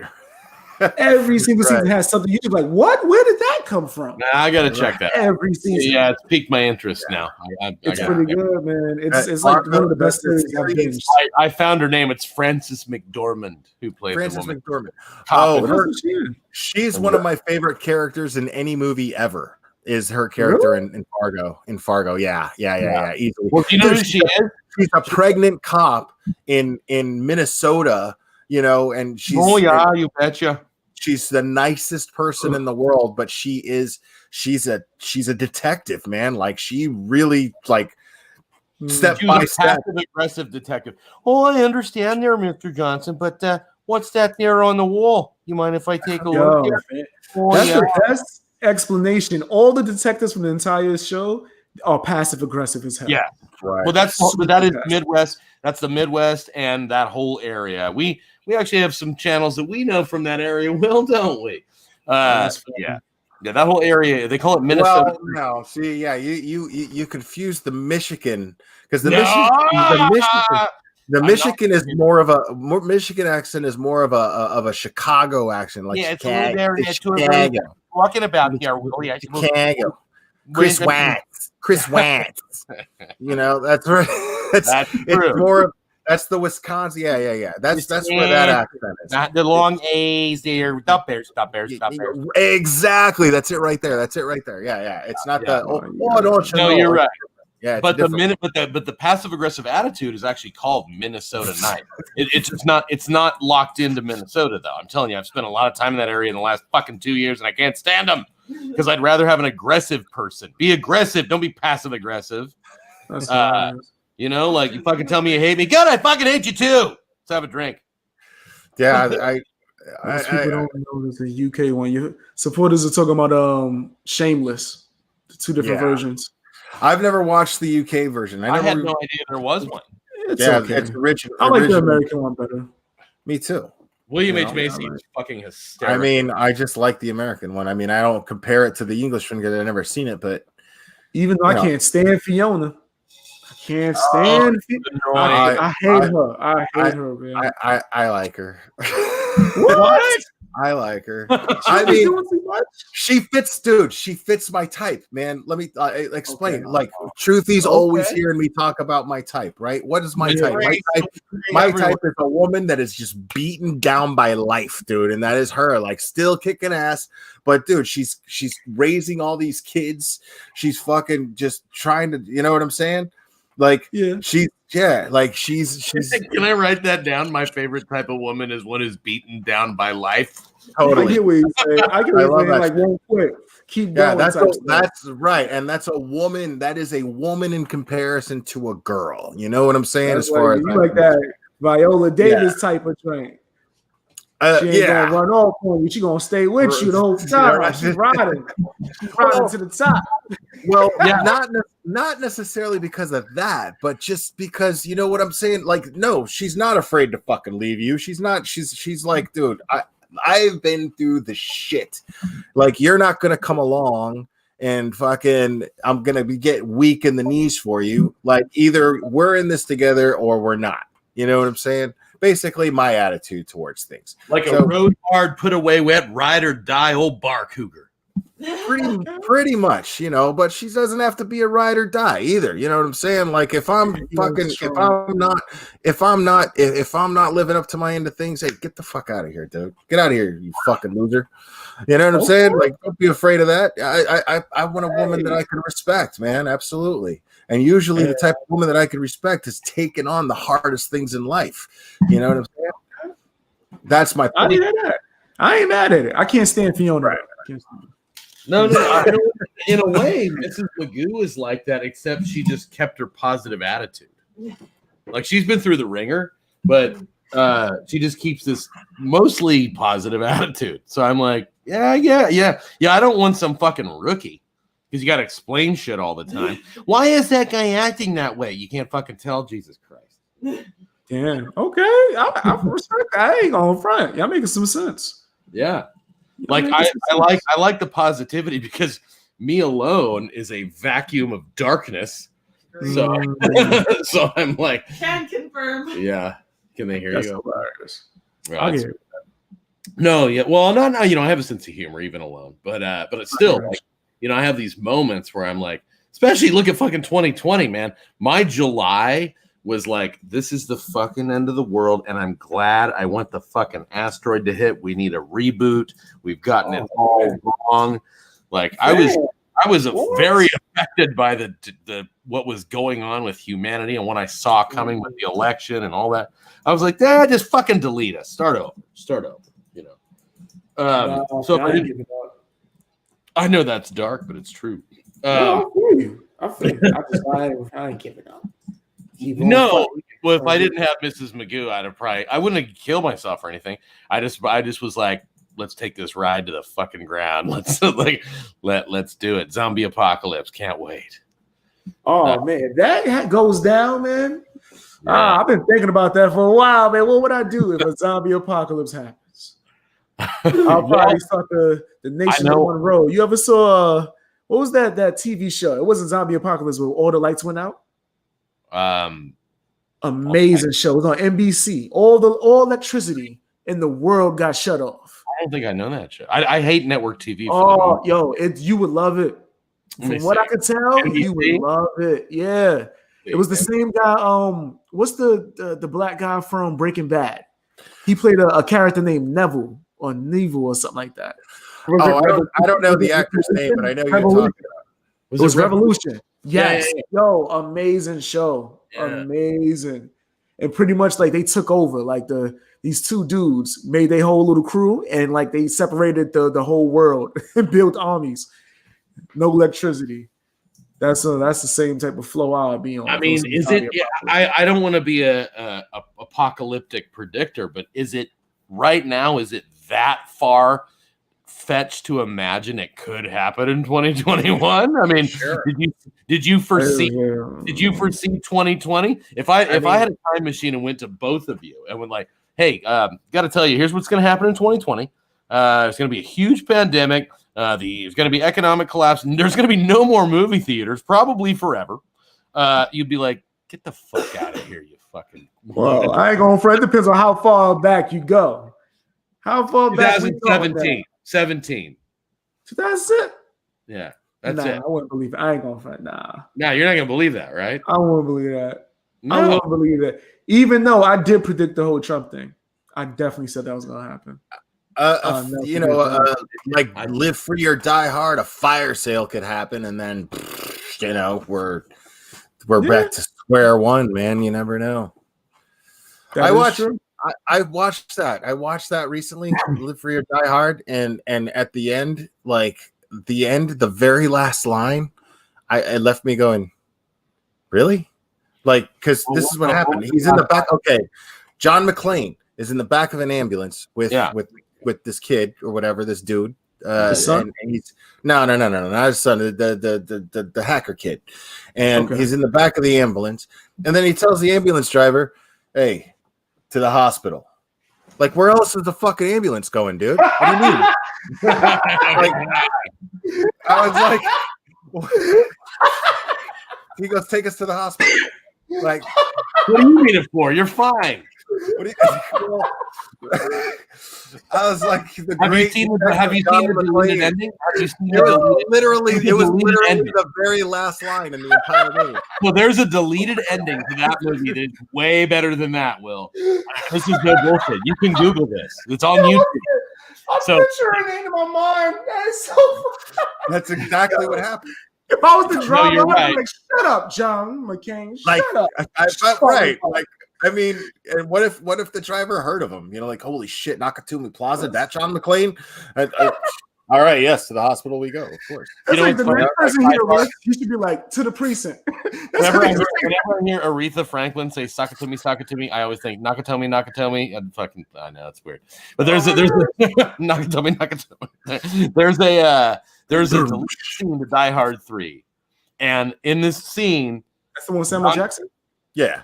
Yes. But the scene ends with Bruce Willis is in some fucking faraway snowy cabin, and Simon lived, and he comes up and he's like, McClane, hello, McClane. And then when they sit down at a table, and John McClane indoors fires a bazooka into Simon Says, and indoor bazookas him.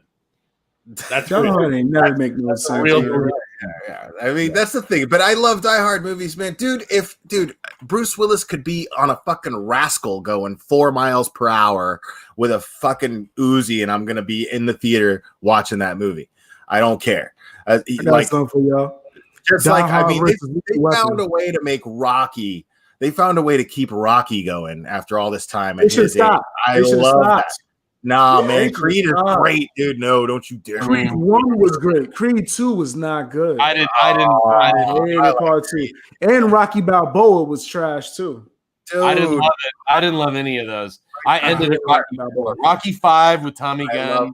The thing is you have to love the characters. Like I mean, when I love the characters. When I was a little kid, I grew up with Rocky. We all did. You and I. Rocky's one of my favorite characters. Rocky and Cliff Huxtable are my father figures growing up. Absolutely. You have a personal connection Absolutely, yeah. Adrian. So dude, Rocky Balboa was hilarious, dude. Like, Paulie was just as funny. Like, he's you fucking crumb bum. You crumb bum. Rocky's all going down memory lane, right? And he's just like, oh, me and Adrian, we stood on the ice here. And he's like, hey, Paulie, what's wrong with you? And Paulie's like, ice is stupid. And people standing on ice is even more stupid. Paulie always had that little pint in a fucking paper bag, and his mouth was always slanted. He's always fucking with his cap. But crumb bum, to me, that's an insult that needs to come back. You fucking crumb bum. I'll take you. I ain't afraid of you. You know, was wilding out. Yeah. I think it's just Rocky Balboa Part 6, I guess, that just left a bad taste in my mouth. And I hate it. I mean, I know it was a poor movie as far as movies. One of the worst quotes from any movie comes from Rocky Balboa. And here it is, Will. And honestly, this is kind of my reason. That's all I need to hate it. He goes and the light's going on in a building and he talks to the building and he goes, "It's okay, building." What? That's why I swear to God. What movie? Which one? Rocky Balboa. That's So Rocky essentially. He I swear to God, he walks by this building and he goes, "Oh, it's okay, building." And I'm like, I remember that. Nah, because it was one of the part. I remember there was a part where it was screwing in a light bulb because it didn't have, hey, little Marie, let there be light, right? So I mean, he says it's okay, building, and I'm like, you fucking idiot. I forgot about that. He really did, dude. Yeah, he said he really did. He really did. He said that. But I mean, that's his character. Like, when he's trying to get his boxing license back, right? He's like, hey, don't I got rights? Don't I, isn't there something down the street about, someone makes you happy, and then they're like, oh, that's the pursuit of happiness. He goes, well, I'm pursuing something and nobody seems too happy about it. I thought that was fucking genius. That's fucking great. Somebody in chat said his brain is mush.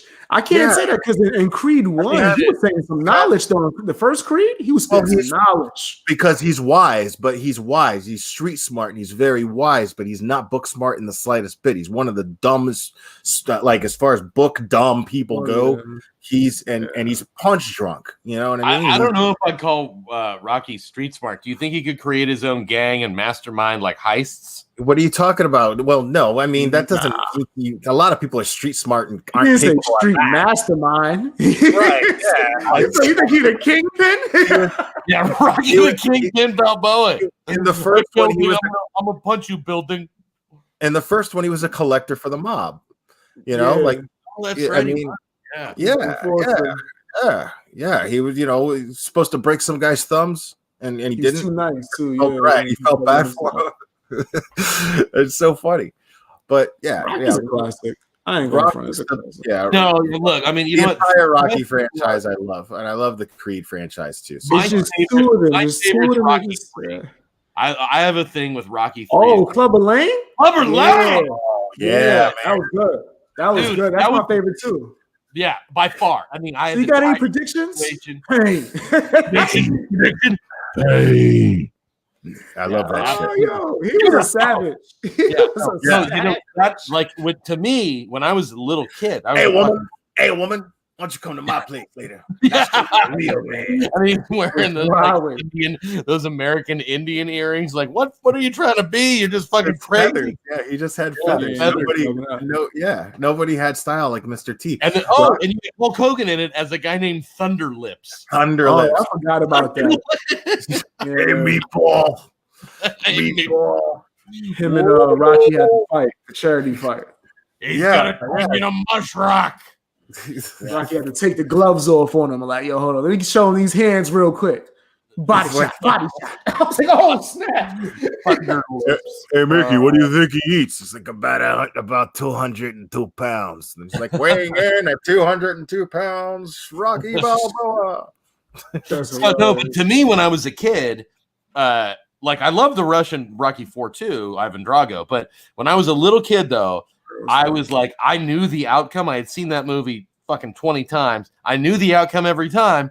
Sure. And when Rocky lost to Clubber Lang, I was like, I was like, everybody's gonna lose to Clubber Lang. In real No, life, he loses to Clubber Lang, and then Mickey dies right afterwards. Yeah, and it's like right after, and you're like, ah. yeah, and he's wearing those fucking aviator sunglasses in the mausoleum. And how hard is that scene to watch too? Because Rocky it is is. bawling like a baby. He's like, Now I'm thinking about that. Is that the one where he got trained by Apollo? Yes. Yeah. But That was stupid. I'll I'll take that back. I hated that. He got trained by Apollo, and at the end of the movie, he didn't use nothing that Apollo told him. Not one single technique. He started letting Clubber punch him in the face. Apollo was like, "What are you doing? What are you doing?" man. No, he ended up doing it because he ended up becoming. He ended up going. He switched it up, going from southpaw to right-handed because he expected. But he went a good 2 to 3 rounds of just letting Clubber punch him in the face to get tired, man. Yeah. I remember that. Like, what are you doing? Dude, the first 4 Rocky Why don't you movies just do a whole montage of they're the most dishonest boxing movies, but that's why I love them. Imagine taking 2 of Rocky's punches or Ivan Drago's haymakers to the jaw and then just snapping your neck. No, not real life. Not real life. Best competitive fighting movie of all time in my personal Warrior. Oh, I knew he was gonna say it. I knew he was gonna say it. See, I really can tell. That's a good movie. I can Really tell, good movie. man. I knew I liked you. I knew I liked you, man. Warrior's classic. Warrior's a great movie. That's a classic in my eyes, man. I love that movie. I cry every time I watch that movie. Every time. I cried the first time. The first time I cried for sure. But usually when you're not talking about the Warriors. No, not the old school one. No, I know. I'm fine. Tom Hardy. There's another one. Yeah. Nick Nolte's best role easily Nick Nolte. Yeah, Joel Edgerton, I think the other guy's name is. Joel yeah. Oh, he was good too, man. No, it's a good movie. I liked him in Exodus, Gods and Kings. That's the movie everybody forgot about, but it's that Moses movie with Christian Bale. Oh, I saw that. Yeah. I loved it. I loved it. I don't think I watched that. I don't think That's I watched good. it. Didn't it get like backlashes? The flood scene is holy shit good. The flood scene is really, really good in that. I think it got like backlash. It was like off the radar for a few. Well, it came shortly near the Russell Crowe movie about Noah too, and it and so they were like, no, like that Russell Crowe. That movie was good. I thought it was good for a Darren Aronofsky movie. I thought it was good. Darren Aronofsky has like the slowest, longest, most depressing movies. Let's see. There's that movie Pi. That was him. That was his breakout. Oh, was that? Oh, yeah. And then no, Pi. It's called Pi. It's a black and white movie, independent movie where this guy like he's obsessed with the number. Big award. Oh, right. wait! I did see that. I think I did. And then there's he actually did The Wrestler, which was great. I love that. Ram Jam. But he did oh my god, what is Requiem for a Dream, which I thought was the my god, dude. Requiem for a Dream is to me top 5 drain you dry, depressing, but still awesome movies. Like, ass to ass. No? Ass to ass. Oh, the dildos that's Jennifer Connelly, so I don't care if you're suffering. See, DJJ said Red Belt. Red Belt was actually pretty good. I didn't see that. Have you seen Requiem for a Dream? Of course. With Marlon Wayans? Mama! Actually, I think we talked about Requiem for a Dream when you interviewed. Yes, we did on the podcast. Yep. That's right. I remember that. We definitely did. And I talked about the ass-to-ass thing that Will just did. Yes. Oh, man. Of course, Cherry K would put that up. Well done. That movie, like, I watched it, I don't know, last year. And I was like, oh, man. And I watched the mom go into that fucking tailspin when she thinks she's going to be on the game show and she's popping the diet pills to fit into her dress. Oh, damn. It's you put ass to ass on the screen. I didn't put that. I'm not. That's funny. You know what? Oh, you know why we talked about it? Because I mentioned Keith David, and you're like, I think I know who Keith David is. I'm like, oh, he's in Requiem for a Dream. Oh yeah. And Will knows who Keith David is because I know who David Keith is too. I don't know who David Keith is.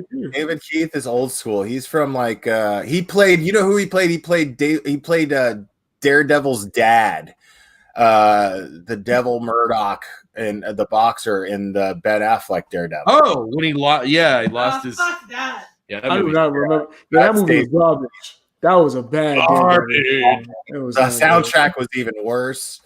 Like God, like it. I can't with the Evanescence. I can't do it. Oh God, that Okay, was but- Evanescence.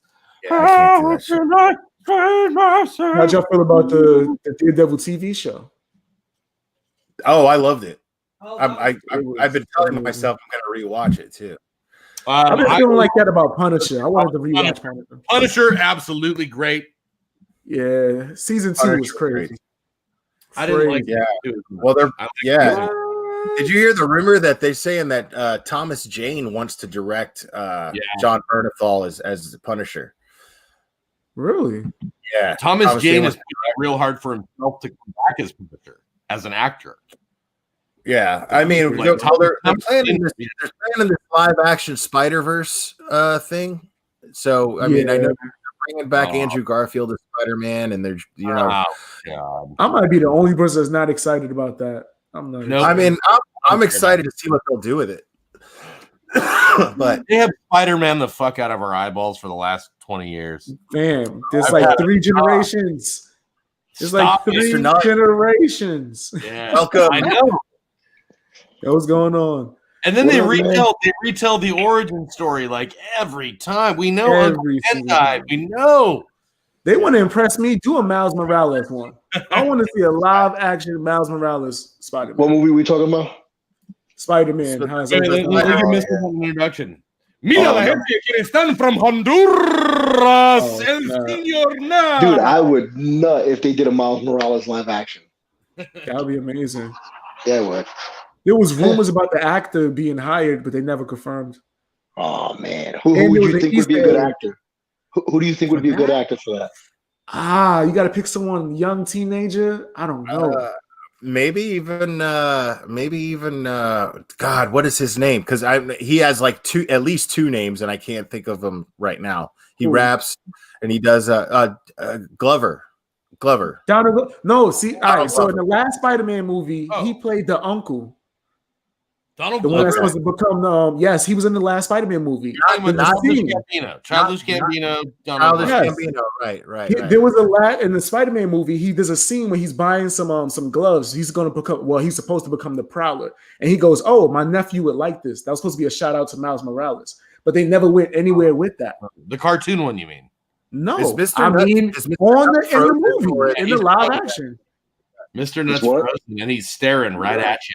Yeah, I know. It's That's mad funny. like, what the fuck are you looking There at, he man?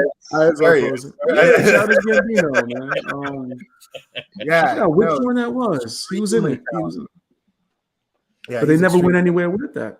They never I went anywhere. really like Donald Glover as a rapper and as an actor. Nah, you guys love need to him, look up Renzi Feliz. Who's that? He's shit. Give me a second. He's a Afro Puerto Rican, and he's a actor over there. He's pretty fucking good. You guys will like him. His name is Renzo Feliz. Or if he should be Spider-Man, that's what you said? Yeah. It took me a second. I couldn't remember his name, so I had to look it up. That's why I kept freezing. I don't know anyone that He's could young. do it. He's lanky. He's got that Afro look, and he's Puerto Rican, so he's actually true to the culture. Like that's what he is. So, and he's a hell of an actor, man. That kid's athletic. He's tall and lanky, so it kind of would fit really well with that. I can't think of nobody. I can't find him. I'm trying to Google him. So you guys want to know? I know the person that I'm going to send this to is not listening, but Donald Dolan, Glare, of course you do. Do you guys know who Beast Boy or Mr. Nut know who Donald Dolan is? You probably don't, right? No, Probably not. No, I don't know. But he's like a subscriber. Oh, look at that little dude. I saw that. What the hell was that thing? Let me see that thing. Ah, look at Very that small. guy. Oh, adorable. So even Mrs. Magoo's giggling now. Great. So no, but Donald Dolan is like the craziest subscriber. He sends like jewelry and all. Not just that though. We talked to him on the phone for hours. He's a really sweet guy. So I I know for a fact that the person who's going to be the recipient of this isn't listening, but he is sending us 2 Spider-Man issues signed by Stan Lee that he got signed at the at a convention.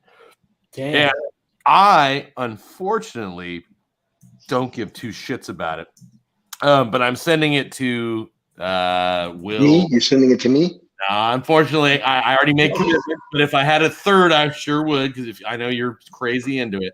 I'm sending it to that parasol person, if you know what I mean, Will. So I'm gonna send, So I'm gonna send one, and I think Kate's gonna keep the other. But I'm like, I don't know, like that's something that I would imagine guys like Mr. Nutt would just go, "Holy shit, Stan Lee!" Right? I mean, I've got a couple of comics signed by him. Yeah. Dude, if I had a sock stand signed by Stan Lee, I'd be excited about it. Mrs. Magoo met Stan Lee and said he was just as cool, if not more so, in person at was it Starbucks where you met him? We're talking about a guy who created an entire universe that brought millions of people happiness. Yeah. I mean that is not to be understated or underestimated. That is a very, very powerful contribution and a mark to leave on on history.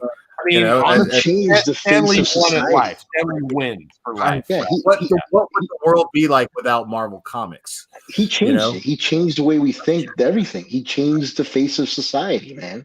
Single-handedly. Right. Well, there was a couple of people helping. He kept his humility and it was his vision. It was his vision. Yeah, he deserved credit. A lot of people don't realize the guy that big don't like he had. Like Mrs. Magoo told me a whole story. Where was it that you met him?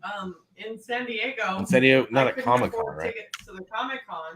Can they hear you? I don't know if they can hear you. I'm gonna It's actually a cool story because I just watched that Excelsior documentary. It's on YouTube for free with commercials. But I watched it, and all his favorite thing to do was dance with his wife in his living room.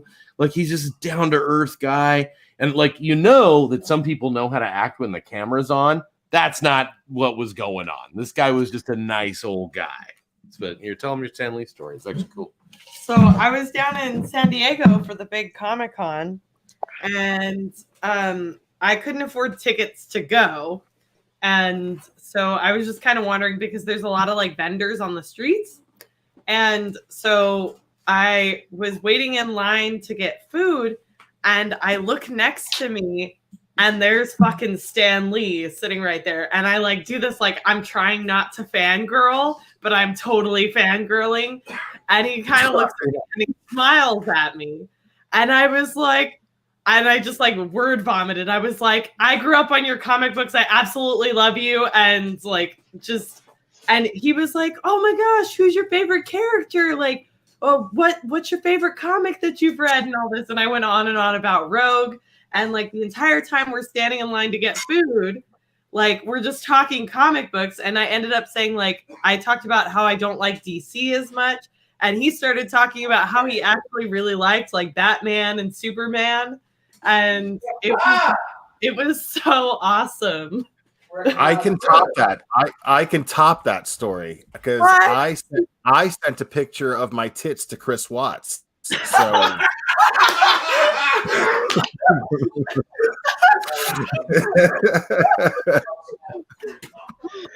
sorry, it came to mind. I couldn't resist. I quit. Goodbye. Oh my god! Oh my god! Yeah, you win. You win, dude. You win. You got it. Jerry K. That's all I do is troll. I'm so sorry. I troll my friends. I troll everyone. I'm so sorry. I was actually prepared to hear a story too. I was like, oh man, he got some fire. What happened? Right? What you did? What he autographed for you? Oh my god. Will? No, man. So my brother met him as well. My brother met him at a Comic-Con in New York, and had him sign the wrong comic book. Oh no! He had him sign a Superman comic book. No! Oh wow! Because my brother doesn't follow comic books. He's not into any of this shit. Does irony hold any water as far as comic book value? And does that work? Not really. It just because it has a signature on it, it is worth a little bit more. Yeah, 100%. And but it's just funny that my brother ran to the closest like comic book vendor, and that's what he picked up was a Superman fucking comic book. Ran over to him to get it signed. I was like, "You're a fucking idiot, man." He probably was mad when he signed it too. Yeah, I would have been pissed. I thought he was myself. disrespecting him like, word? That's what you doing? You team DC over here? You just gonna bring that to me in my face? You gonna just bring that to me in my face? You gonna flip the table over? I would have did a fake signature or like a half-ass. I wouldn't have signed it even correctly. Put some other name on that shit. Like Mickey Mouse on it if I were him. I would have smacked that book out of his hand. Get that out of my face. Security. Get him up out of here. You don't respect I would imagine like he would have looked at it and been like, all right, like, are you fucking with me? Okay, whatever. I'll sign your Superman. Superman. Be trolling me, yeah. Dude. Right. He came to the house. He came to the house like screaming, "I got Stan Lee's fucking signature. Nobody else got it." And I look at it and I'm like, "You're a fucking moron, dude.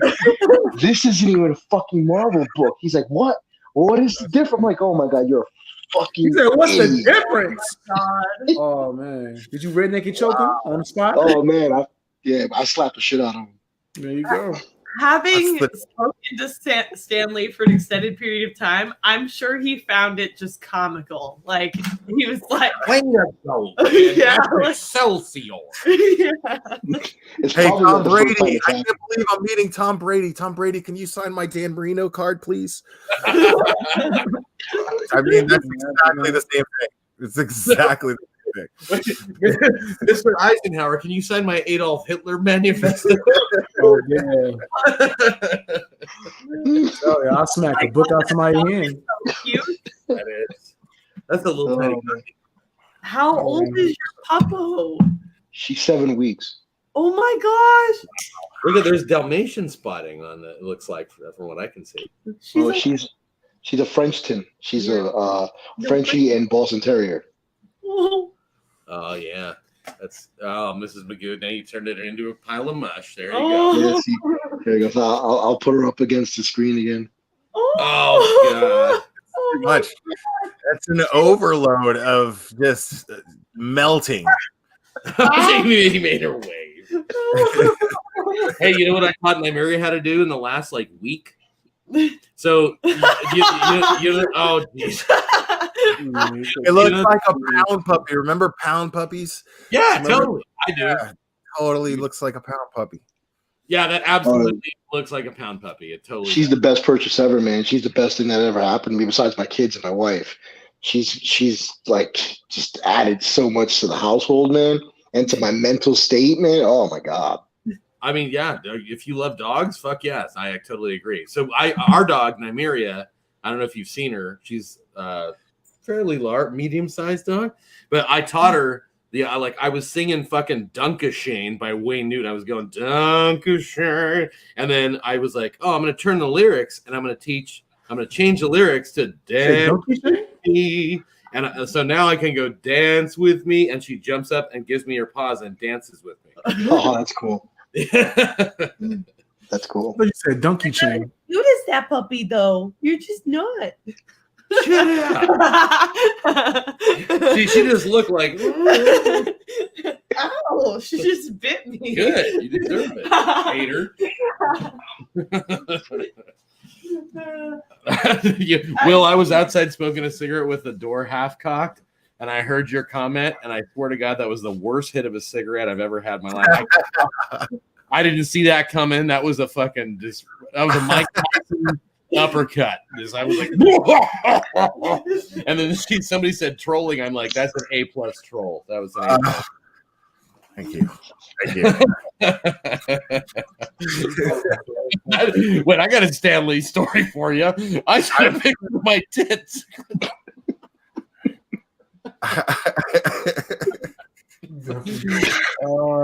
You know, it's a good cause that won't. It'll piss off a lot of people.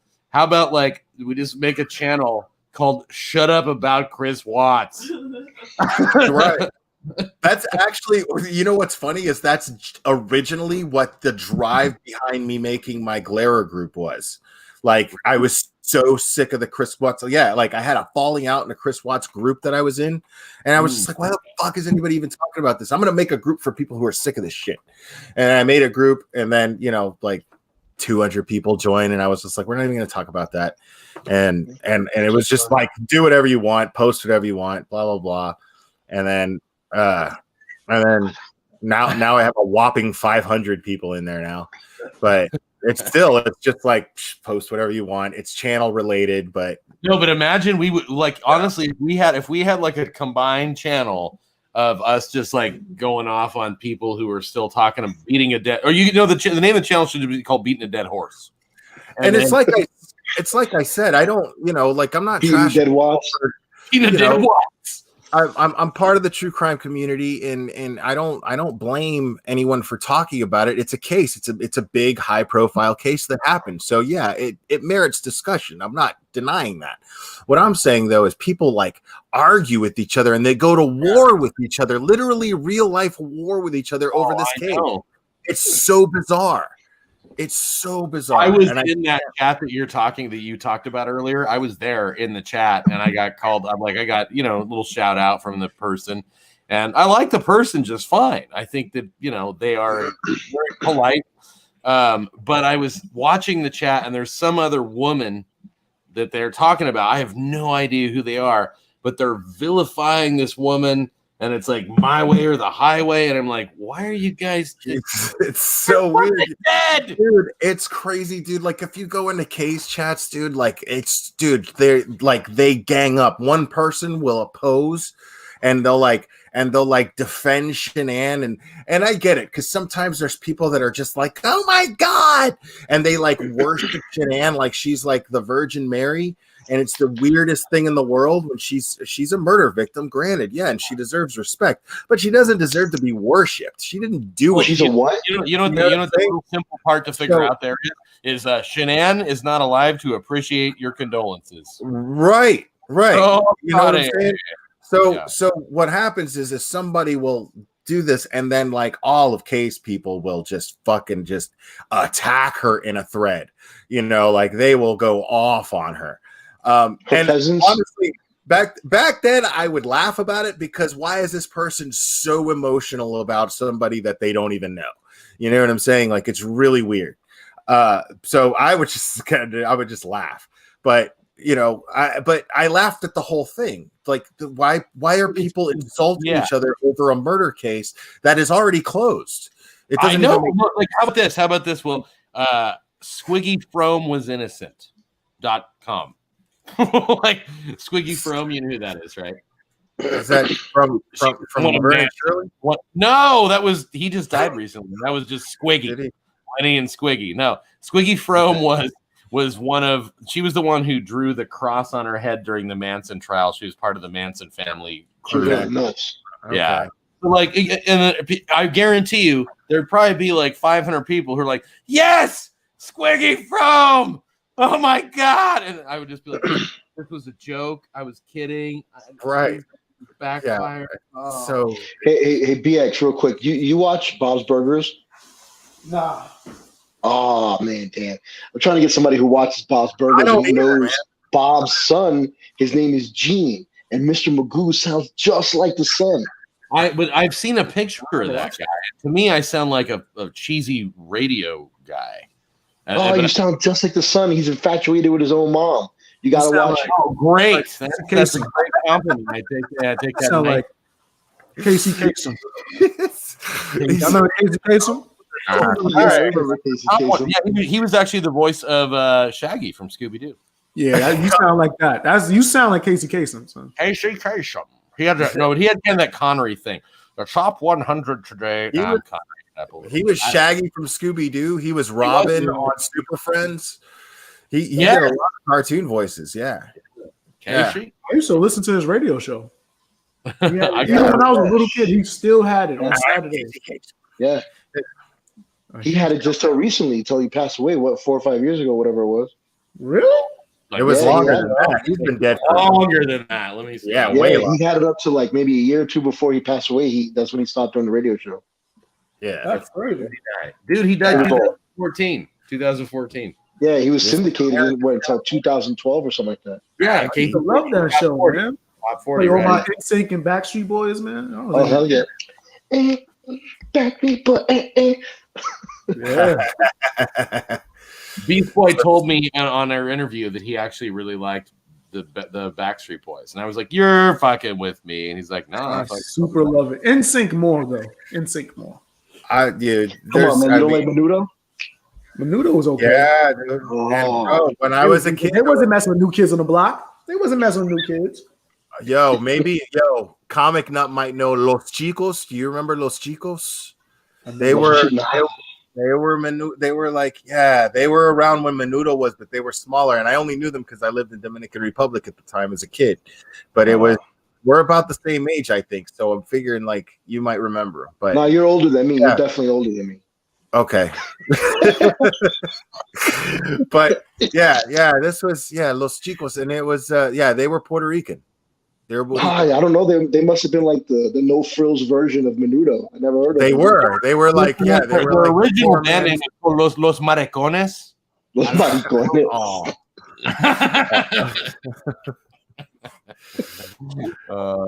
There's Ricky Martin was in Menudo. Ricky Martin was a Menudo. Yeah. There you go.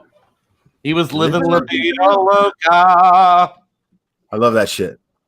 That song is fucking dope, dude. I don't care what anybody says. That was a classic. Yeah, dude. You know what?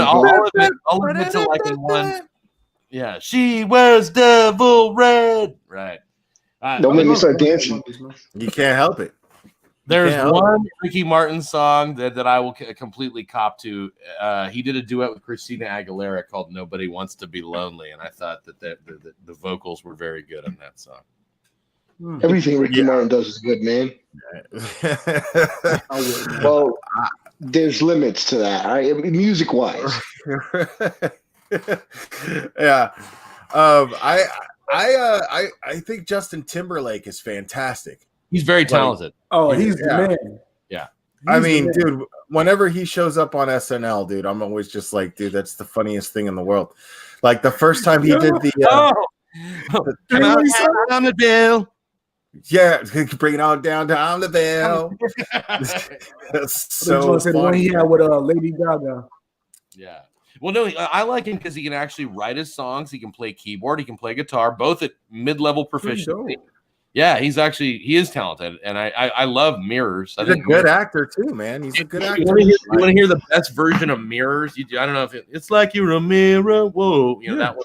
So there's this one. I don't know any of his music except for like bringing "Sexy" back, I guess. Yeah. Really? Yeah. You got some dope records, man. No. Yeah. I'm really picky when it comes to music. I don't listen to like almost any pop. I don't know who the newest things are. So you like him as an actor? I like garage rock. I'm always looking for the band that is great, that no one will ever know how great they really are. I used to do that for hip hop. I used to definitely dig in the crates for hip hop. Yeah. So I have a link right now. I swear to God, there's this. It's called Boise Avenue. And then Fifth Harmony came in and there's like 5 hot girls with great voices, and then Boise Avenue who can really play guitar. Whole thing's acoustic, and it's a brilliant version of the fucking song Mirrors. Like, it's brilliant. Like, I like to get high and listen to that song. Like, I look and I watch like I'm playing the chords. I just put it in the chat. But it's legit. And I already like the song. What's that one song? Cry Me a River. I thought Cry Me a River was a great song. That is an amazing song. Timberlake did his thing with that. Yeah, he did. Cry Me a River. Oh. Yeah, that was one of the best diss songs I ever heard in my life. Oh yeah, he's like piss off, bitch. It was done tastefully Britney too. It was Spears good. diss songs. I like. I didn't think a top 10. Yeah, he was the man for that. He was the man. Yeah, and that was like the first time he dissed on a few records. He was petty. Justin Timberlake was real petty. Wasn't that like right after him and Timberland stopped producing his stuff? Nah, or was Timberland? He was Timberland rocking with Timberland for a while. Like he's still doing some A shit, right? Yeah, I both love songs that he dissed Britney Spears. Timberland produced both of those songs. Oh, really? Yeah. I love Marie. Timberland always slips baby cry when he goes. Marisa Peasy is saying this comment like there's something wrong with John Cougar Mellencamp, dude. Like, no, I love. What's your problem? Why did they? I mean, I get it. I get that you're British and everything. Okay, fair enough. But he was very American. He was very American. Very American. Yeah, you probably don't have very many little pink houses in Liverpool, but that's a great. We're my favorite. We're proud of our little pink houses here. I love Cherry Bomb. Cherry Bomb was my favorite by John Cougar. Outside the club, the Cherry Bomb. I don't even think. Oh yeah, that was one of the later things. And say yeah. I just it had this Appalachian a whole Appalachian band. That's a cover song. I'm pretty sure. I don't think it's an original of his. Yeah, I'm pretty sure. Yeah, I'm pretty sure it's a cover. I'm like 99% sure it's a cover. You guys, 99? I'll put a wager on that. I haven't looked yet. I've Googled it, but I haven't clicked on anything. I'd put a $10 PayPal wager on that. That $1 that 1% is not big enough for me to wager on it. Let me see. Hang on. Songwriter John Mellencamp. Songwriter John. I would have won. God damn it. Really? John. It was him? He wrote it. All right. Well, good for you, John Mellencamp. Way to go. Here I am, not giving you enough. I know credit. what you're thinking. He covered that one with Michelle and Degeocello as the bass player, Wild Night, which is a Van Morrison cover. You might be thinking of that. That's the only cover I can think of. That's you're right. That's the one I'm thinking of. You're right. Nobody listen to Queen? Oh, fucking love Queen, man. Everybody listens to Queen. Okay, I was say, man. Dude, I like song mix. Shit, if you don't listen to Queen, we can't be friends. Nope, there's something wrong with you. Man of all time.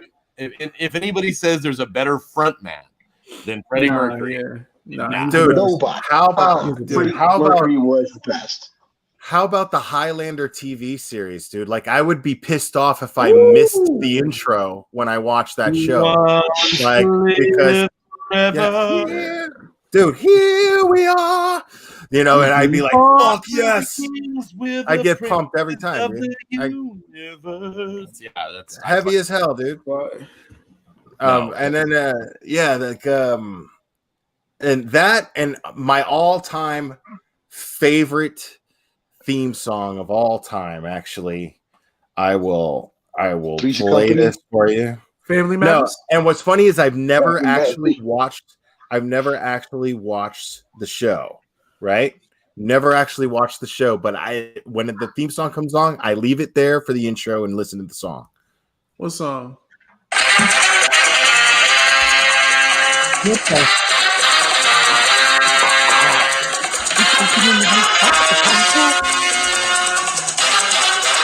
can't tell what that is? It sounds like a spy show, like spy music. I said I Spy. That's what I thought. No, man, that's Cowboy Bebop, dude. Yo, anime. I should be ashamed. Oh my god! Yeah, best theme song ever. How do we miss that? Very Tarantino. Very Tarantino.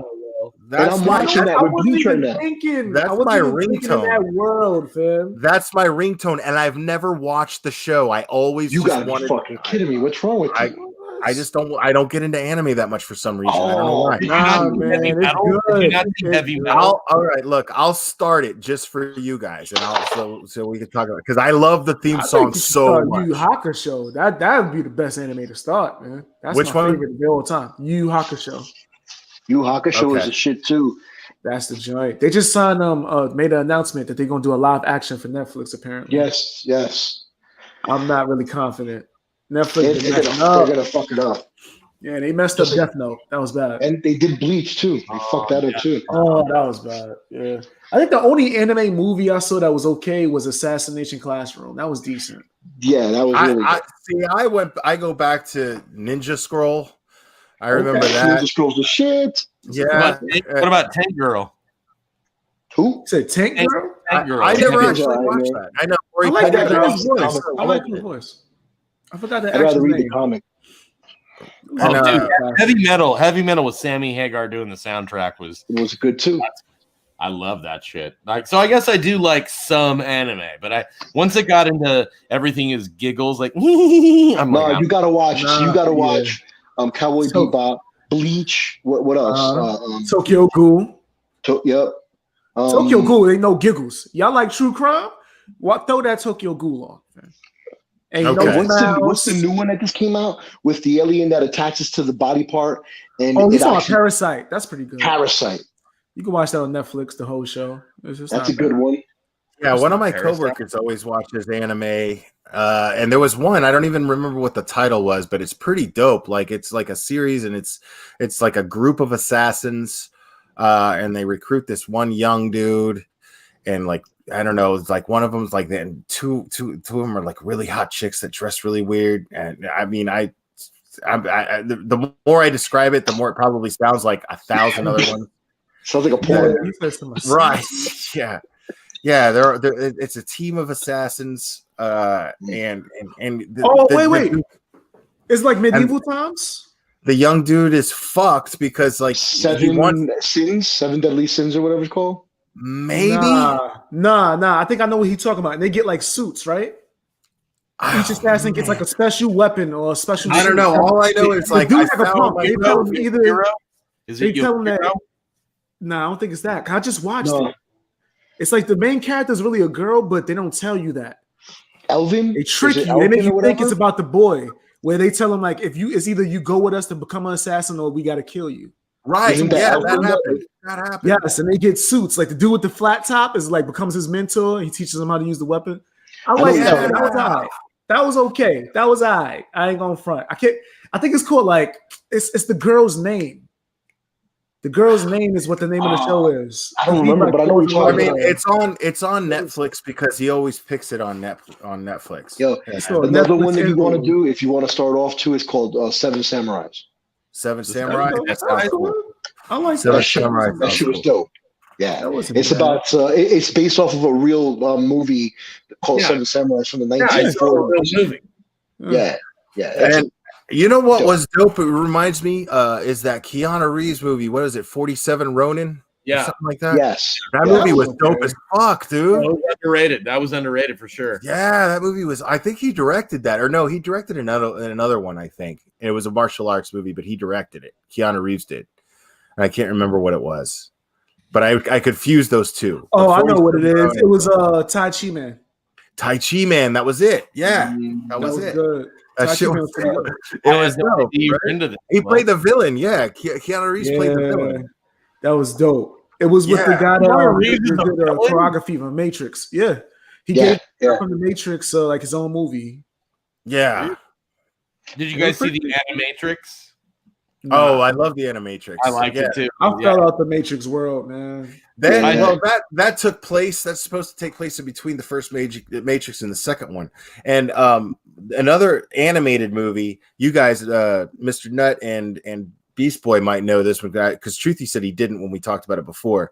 Was it's an animated movie called Gotham Knight, and it takes place after Batman Begins and between Batman Begins and the Dark Knight.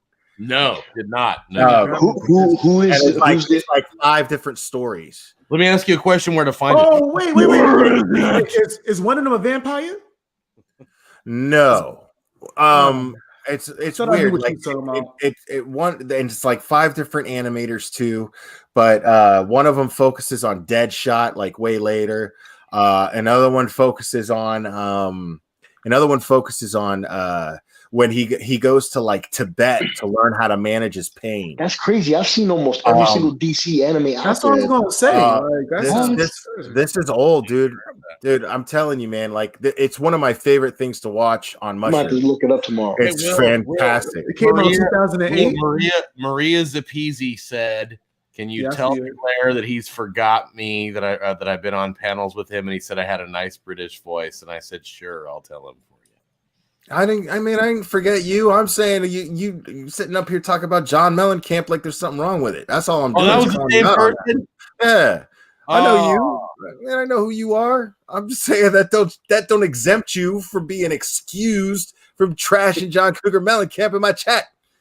Oh, he would hate to hear that Cougar middle name. You know that. He hates John Cougar. He hates that. I'm just messing with you. Yes, I remember you. I found the movie you were talking about too. It's fantastic, dude. It's a great. Apparently, this is anime. This is an anime. Yeah, dude. That's why I've never heard of it. This isn't in the DC like regular universe. This is like an anime style Batman. Right. There's like 5 different stories or 4 different stories. I can't remember. It says it's a collection of key events from Bruce Wayne's life, a journey as he begins to become the Dark Knight. Right. Directors Yashiro Okoye. Where'd you find it at? I just Googled Gotham Knight. It came out 2008 animation. Yeah, I've never seen this. Wow. I see Gotham. Like I highly recommend it. It's just a fun little if you're a Batman fan, it's a fun thing to watch. You know? Batman's probably my favorite superhero, even though he's not really a superhero. I just every day. Yeah, I think that's because to me, like Superman, good for you, you overpowered boy. I hate Superman. I'm sick of Superman. I'm sick of him. Fucking hate Superman.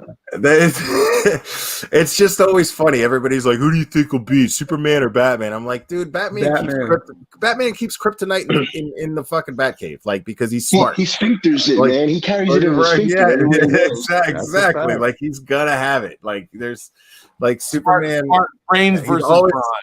Absolutely. Like Superman's smart, but he's not Bruce Wayne smart. Look, I've said it before and I'll say it again. Sentry would kick Superman's fucking ass. Sentry beaming Batman. I can't say that. Just because I've seen levels of Superman to where here's the thing. You that he's taking it easy on everybody. Check this out. When the Sentry is at peace with himself, when he is connected with the Void, Robert Reynolds and himself, when he becomes Blue Seed, done. See, I don't even know who this is. I looked him up. I had to cheat. What about the Superman that goes into the sun, though? You're talking about he becomes the sun, actually. Yeah, but that's the thing with Sentry. He can go into the sun and nothing happens to him. Like literally, he's okay. As long as he has one molecule as well, he can reanimate himself at will. So you're saying nothing happened to Superman? He just became the sun. He became the sun replacement. Yeah. I know what you're talking about. But yeah, Sentry can go through a sun like nothing. Like he's going for a swim. Sentry's like a cop out because it's like the boogeyman tale that they telling. Like he's so powerful that he erased everyone's mind from even knowing he existed. Like, no, that wasn't him. That was what's his face from the Fantastic Four. What was his name? The Doctor. I could have sworn that was Sentry. Reed Richards. No, it's the same storyline. It's the same storyline. It is the same storyline, but Fantastic Four Doctor. They keep trying to reboot the Fantastic Four. They're going to do it again. Stop it! Like this is why Fantastic Four movies don't work. It's because the characters are fucking lame. The characters are lame, dude. I'm sorry. They are lame. I agree. They just are. Like you got the stretchy guy, you got the rocky guy, you got the fire guy, and then you got the invisible woman. Yeah, Come on. How about this? All you really need to know. How interesting you make those characters. To be fair, Mr. Fantastic is one of the highest intellects in Marvel, though. Yes, he is. Yeah, he is. We gotta give him some respect. He up there. So the only people that you really need from the Fantastic Four is the Thing and Mr. Fantastic. Right. I wouldn't even say the Thing for what? For muscle? Because the Thing brings the humor to it. You know what I mean? He brings the element of stupidity. You know, you got the smart dude and the stupid dude. I think Human Torch can't be touched. Out that group, Human Torch. Throw a whole little flame tornado up in here, disintegrate this whole building. I was going to say something stupid about the torch, but I'm going to leave it alone. I'll take Apocalypse overall. Like, he just hits him with a fucking laser eye and it's over. It's all over. Apocalypse, bye. Apocalypse. Yeah. I mean, let's face it, dude. Like, okay, X-Men, they got to go up against Magneto and everybody like that, and then the Fantastic Four comes along. Let's see. Professor X is gonna be like, "Hey, could you just stand over there for me?" Do you know who the most powerful hero of all time is? Though, and he's not a hero. Who? The most powerful. I mean, there is none. Galactus? Nope. Not the even. the Beyonder. Nope. No, he probably talking about the Silver Surfer of them all or whatever they call him. He's called the One Above All. That's what I just said. I just said that. Yeah, the creator of all, one above all. He's pretty much like a metaphor for Stan Lee, like the guy that wrote that. Yes, true. He's right. He's 100% right. Like that's God. No one they rank him as the highest. Isn't that strong? But isn't that what the Beyonder was in Secret Wars? He was created by the Beyonder was created by him. Okay. Yeah. Couldn't Dr. Manhattan just think you all out of existence if he finally said "fuck all you"? If Dr. Manhattan, he's not Marvel on a bad day. We have. I know, but we have to like segregate ourselves. Is that what you're saying? I mean, if we want to be fair, there's people in DC stronger than Dr. Manhattan. Okay. What about what's my man? He's supposed to be like the spirit of vengeance. He wears green. What is his name? In the last season of Arrow, he turns into him. He could do whatever he wants, pretty much. Like he could do whatever he wants. Wasn't he part of the Green Lantern people first? I think there's like a storyline where he becomes one, but I know he comes and saves the day in mad storylines. Yeah. Yes, is Spectre? Yes. With the green hair. I remember. I think he'll dust a lot of people. He'll dust Dr. Manhattan. Dr. Manhattan ain't messing with Spectre. No, not at all. Spectre will destroy him. No way. How do you think Constantine could pull something out of his hat against Dr. Manhattan? But I mean, how do you? What's Dr. Manhattan's weakness? He has none. But Spectre, you guys realize we're fucking having like a total testosterone nerd fest on here, and my demographic is 90% women, like who have no fucking clue what we're talking about. They like, name names. Look at the chat right now. Look at the chat right now. They're like, yeah, but they're just going Hawkeye. Like Hawkeye has nothing to do with what we're talking about. I got it out. Captain Marvel. He's Captain Marvel. Huh? So funny. He's trolling for fun. I think it's adorable. I think it's adorable that you guys are sticking with it. Hawkeye, hold, Super Ghost. I got you right now. This is my thing. I done this. Who's the guy with the candles? Who's the guy with the candles? That is true. We have totally alienated all our. I don't know. Breakfast Club? What y'all know, huh? Audience like. What's your? Tell them about some Breakfast Club. That's funny, dude. 13 going on 30. We totally lost the whole chat. Like we're down. Everybody's like unsub. Everybody's like, I don't know what the fuck these nerdy dorks are talking about. Like, what the fuck? They want to know though. They ask. I probably just lost a shit ton of subs too. That's funny. Nah, I doubt it. I don't think.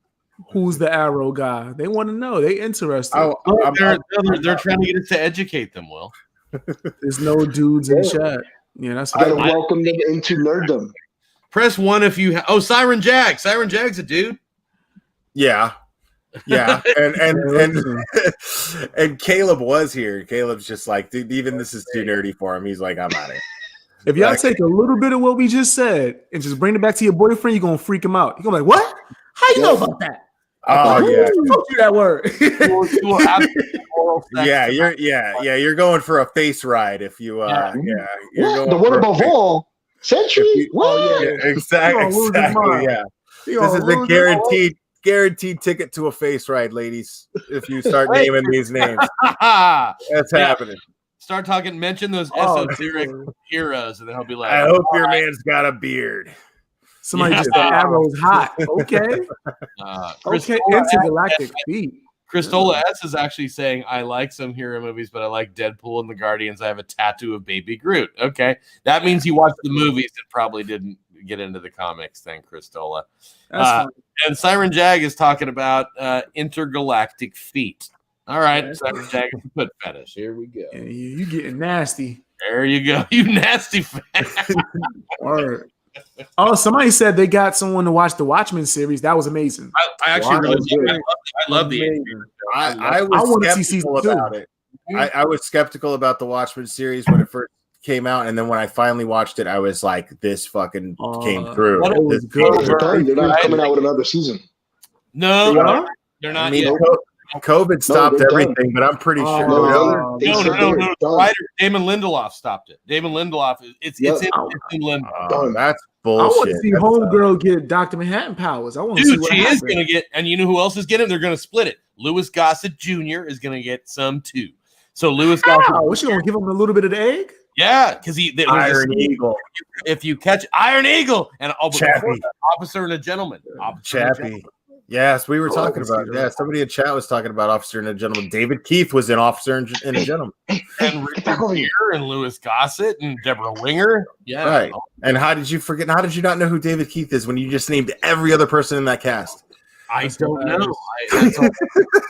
That's all I knew. That's so funny. You literally named everyone else except I that have one guy. look at David Keith. I still don't know who the fuck that is. Let me see. David Keith. That's so funny. Yeah, he's the guy that took the wedding ring and swallowed it and then hung himself. Fucking Spoiler alert. I'm glad he's dead with his butt chin. I'm glad you're dead, David. I'm glad. Yo, this dude said you have no idea how nasty, but I don't want to know. I don't want to know, son. That's one of our mods too. We got Siren Jag and Xvarna from that Umbrella guy. Siren likes to stir up the pot, but he's nowhere near compared to Romer. Does Romer mod for you, Will? Yes. Okay. Romer is by far the horniest of all mods. Oh. Well, Romer and Cherry. Romer and Cherry K. Is Romer, I got a question. a guy or a girl? Romer's the guy. He's been interviewed on Mrs. Magoo's channel. Okay. Yeah, you're right. That's right. I remember that now. Yeah. Yeah. I got a question for you guys, man. So, Okay. go ahead. How do y'all feel about Buffy the Vampire Slayer? I've never been a fan. I liked it. I've never been Never a fan. been a fan? Ah, damn. What about Angel? Did you give Angel a chance? Angel's the shit too. Grim Angel was dope. Grim was is cool. the shit. Grim was cool for a while. They started going too far. I had It was my age difference gives me a hard time to like watch those shows that came later. Like my son loves Supernatural, like that's his thing. I love Supernatural. Okay. Right, my son loves that. He was into of course the Flash and stuff like that, and all the Flash was a letdown. Flash Real was a quick, disappointment. the sweet one said she had been collecting comic books since 1980. Nobody has seen this. You guys are going to be the first people to actually see this in the man cave over here. Uh-oh. All right, No one has seen this in YouTube, bro. Please tell me it's a dead body. Now you got a comic collection. Oh yeah, dude. You got the There's over 50,000 fucking comics there, and Wow. then you got the 1,000. yeah. What? Oh, you killing it. Yeah, man. I got and like then- a good 20. Hold on, and then you got in here. Well, in that dark ass room, there's another bunch of other more Oh, books you got in the there. wall lined up. Yeah, Okay. and then I got this is another area that nobody has seen. Look, Wow. let me take my dog down. She's crying. Give me 1 second. I see somebody saying Xena, warrior princess. Yeah. Hey, I never BX, got check this into out.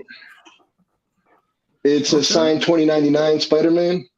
Oh, Spider-Man 2099. I remember Spider-Man Yeah. 2099. And then here's what we were just talking about right there, Sentry. Oh, yeah. Okay. Wow. And then You all this collected shit that I it. haven't put any of that shit away yet. That's fire. That's dope, man. Yeah, I just figured, she was saying she collected, so I wanted to show her. I mean, we know your YouTube name is not bullshit. That's for sure. All right. Wow. Somebody Look at said that. they tried the last episode of SPN. What's There SPN? you go, right there. Oh, Supernatural. You Supernatural. got all that up there, Star Wars shit. I just honestly like I can't watch network TV because they like it's just I always think like no. I'm very, very, very selective of any network TV that I watch. Some good stuff out there. There's some good. What about the Blacklist? Y'all watch that? The Black. I tried, man. I tried to watch. I love Red. Red's a great character. First of all, I hate James Spader. I just can't stand him. I don't know. I don't know why. He's just always rubbed me the wrong way. I know why. Let me take you back and tell you why. He's too waspy. He's too waspy. He's too white. Exactly. He's too white. In every 80s movies, we talk like this, and he was like, whatever you have to say, Blaine, get out of my face, little puppy. Anybody that talks like this. I mean, dude, you actually sound like Eddie Murphy's impression of a white guy. Like you sound like like that's why y'all gonna do Reddington like that, man? No, it's true. No, and here's the thing: is I was just like, man, I'm not believing the story. I'm like, you're gonna fucking work with the guy who's a terrorist. You're just gonna like sweep everything under the rug just so he can help you find others. He's the terrorist. Put him away. You do your job. You know what I'm saying? And you're going to just give this guy a pass because he knows about terrorism? They explain that, though. The whole story. Real quick. Yeah, man. I'm actually going to wrap it up in about 10 minutes. All right, guys. Peace. All right. Well, that was a fun conversation. Yeah, thanks for joining me. All right, later. Thanks for having us, guys. We'll talk later. Hey, thanks. Hey, thanks for taking us to your private fucking comic room. That's legit. All right, man. Guys, have a good night. Tomorrow, guys. With the Shane, darling, Duncan Shane. He said Duncan Shane. See y'all guys later, man. All right. See you later. All right. Truthy, my man, thanks for joining. I appreciate it. I'm glad we had your dude. I'm telling you, we're private, right? Just us. No, I'm still on. Are you? Well, I don't know. Yeah, that fucking out of the blue bomb drop, best thing I've ever heard on a live stream. That's all I'm saying. It just came to me and I couldn't resist. It was beautiful. It was George Carlin level timing. Don Rickles level timing. Right. Oh, stop it! It was that good. All right. I love you, man. I love you too, man. Bye. All right, friends. I appreciate you guys joining, and we will do this again. Well, let me hold on a second. Let me see something real quick. I don't want to do this without.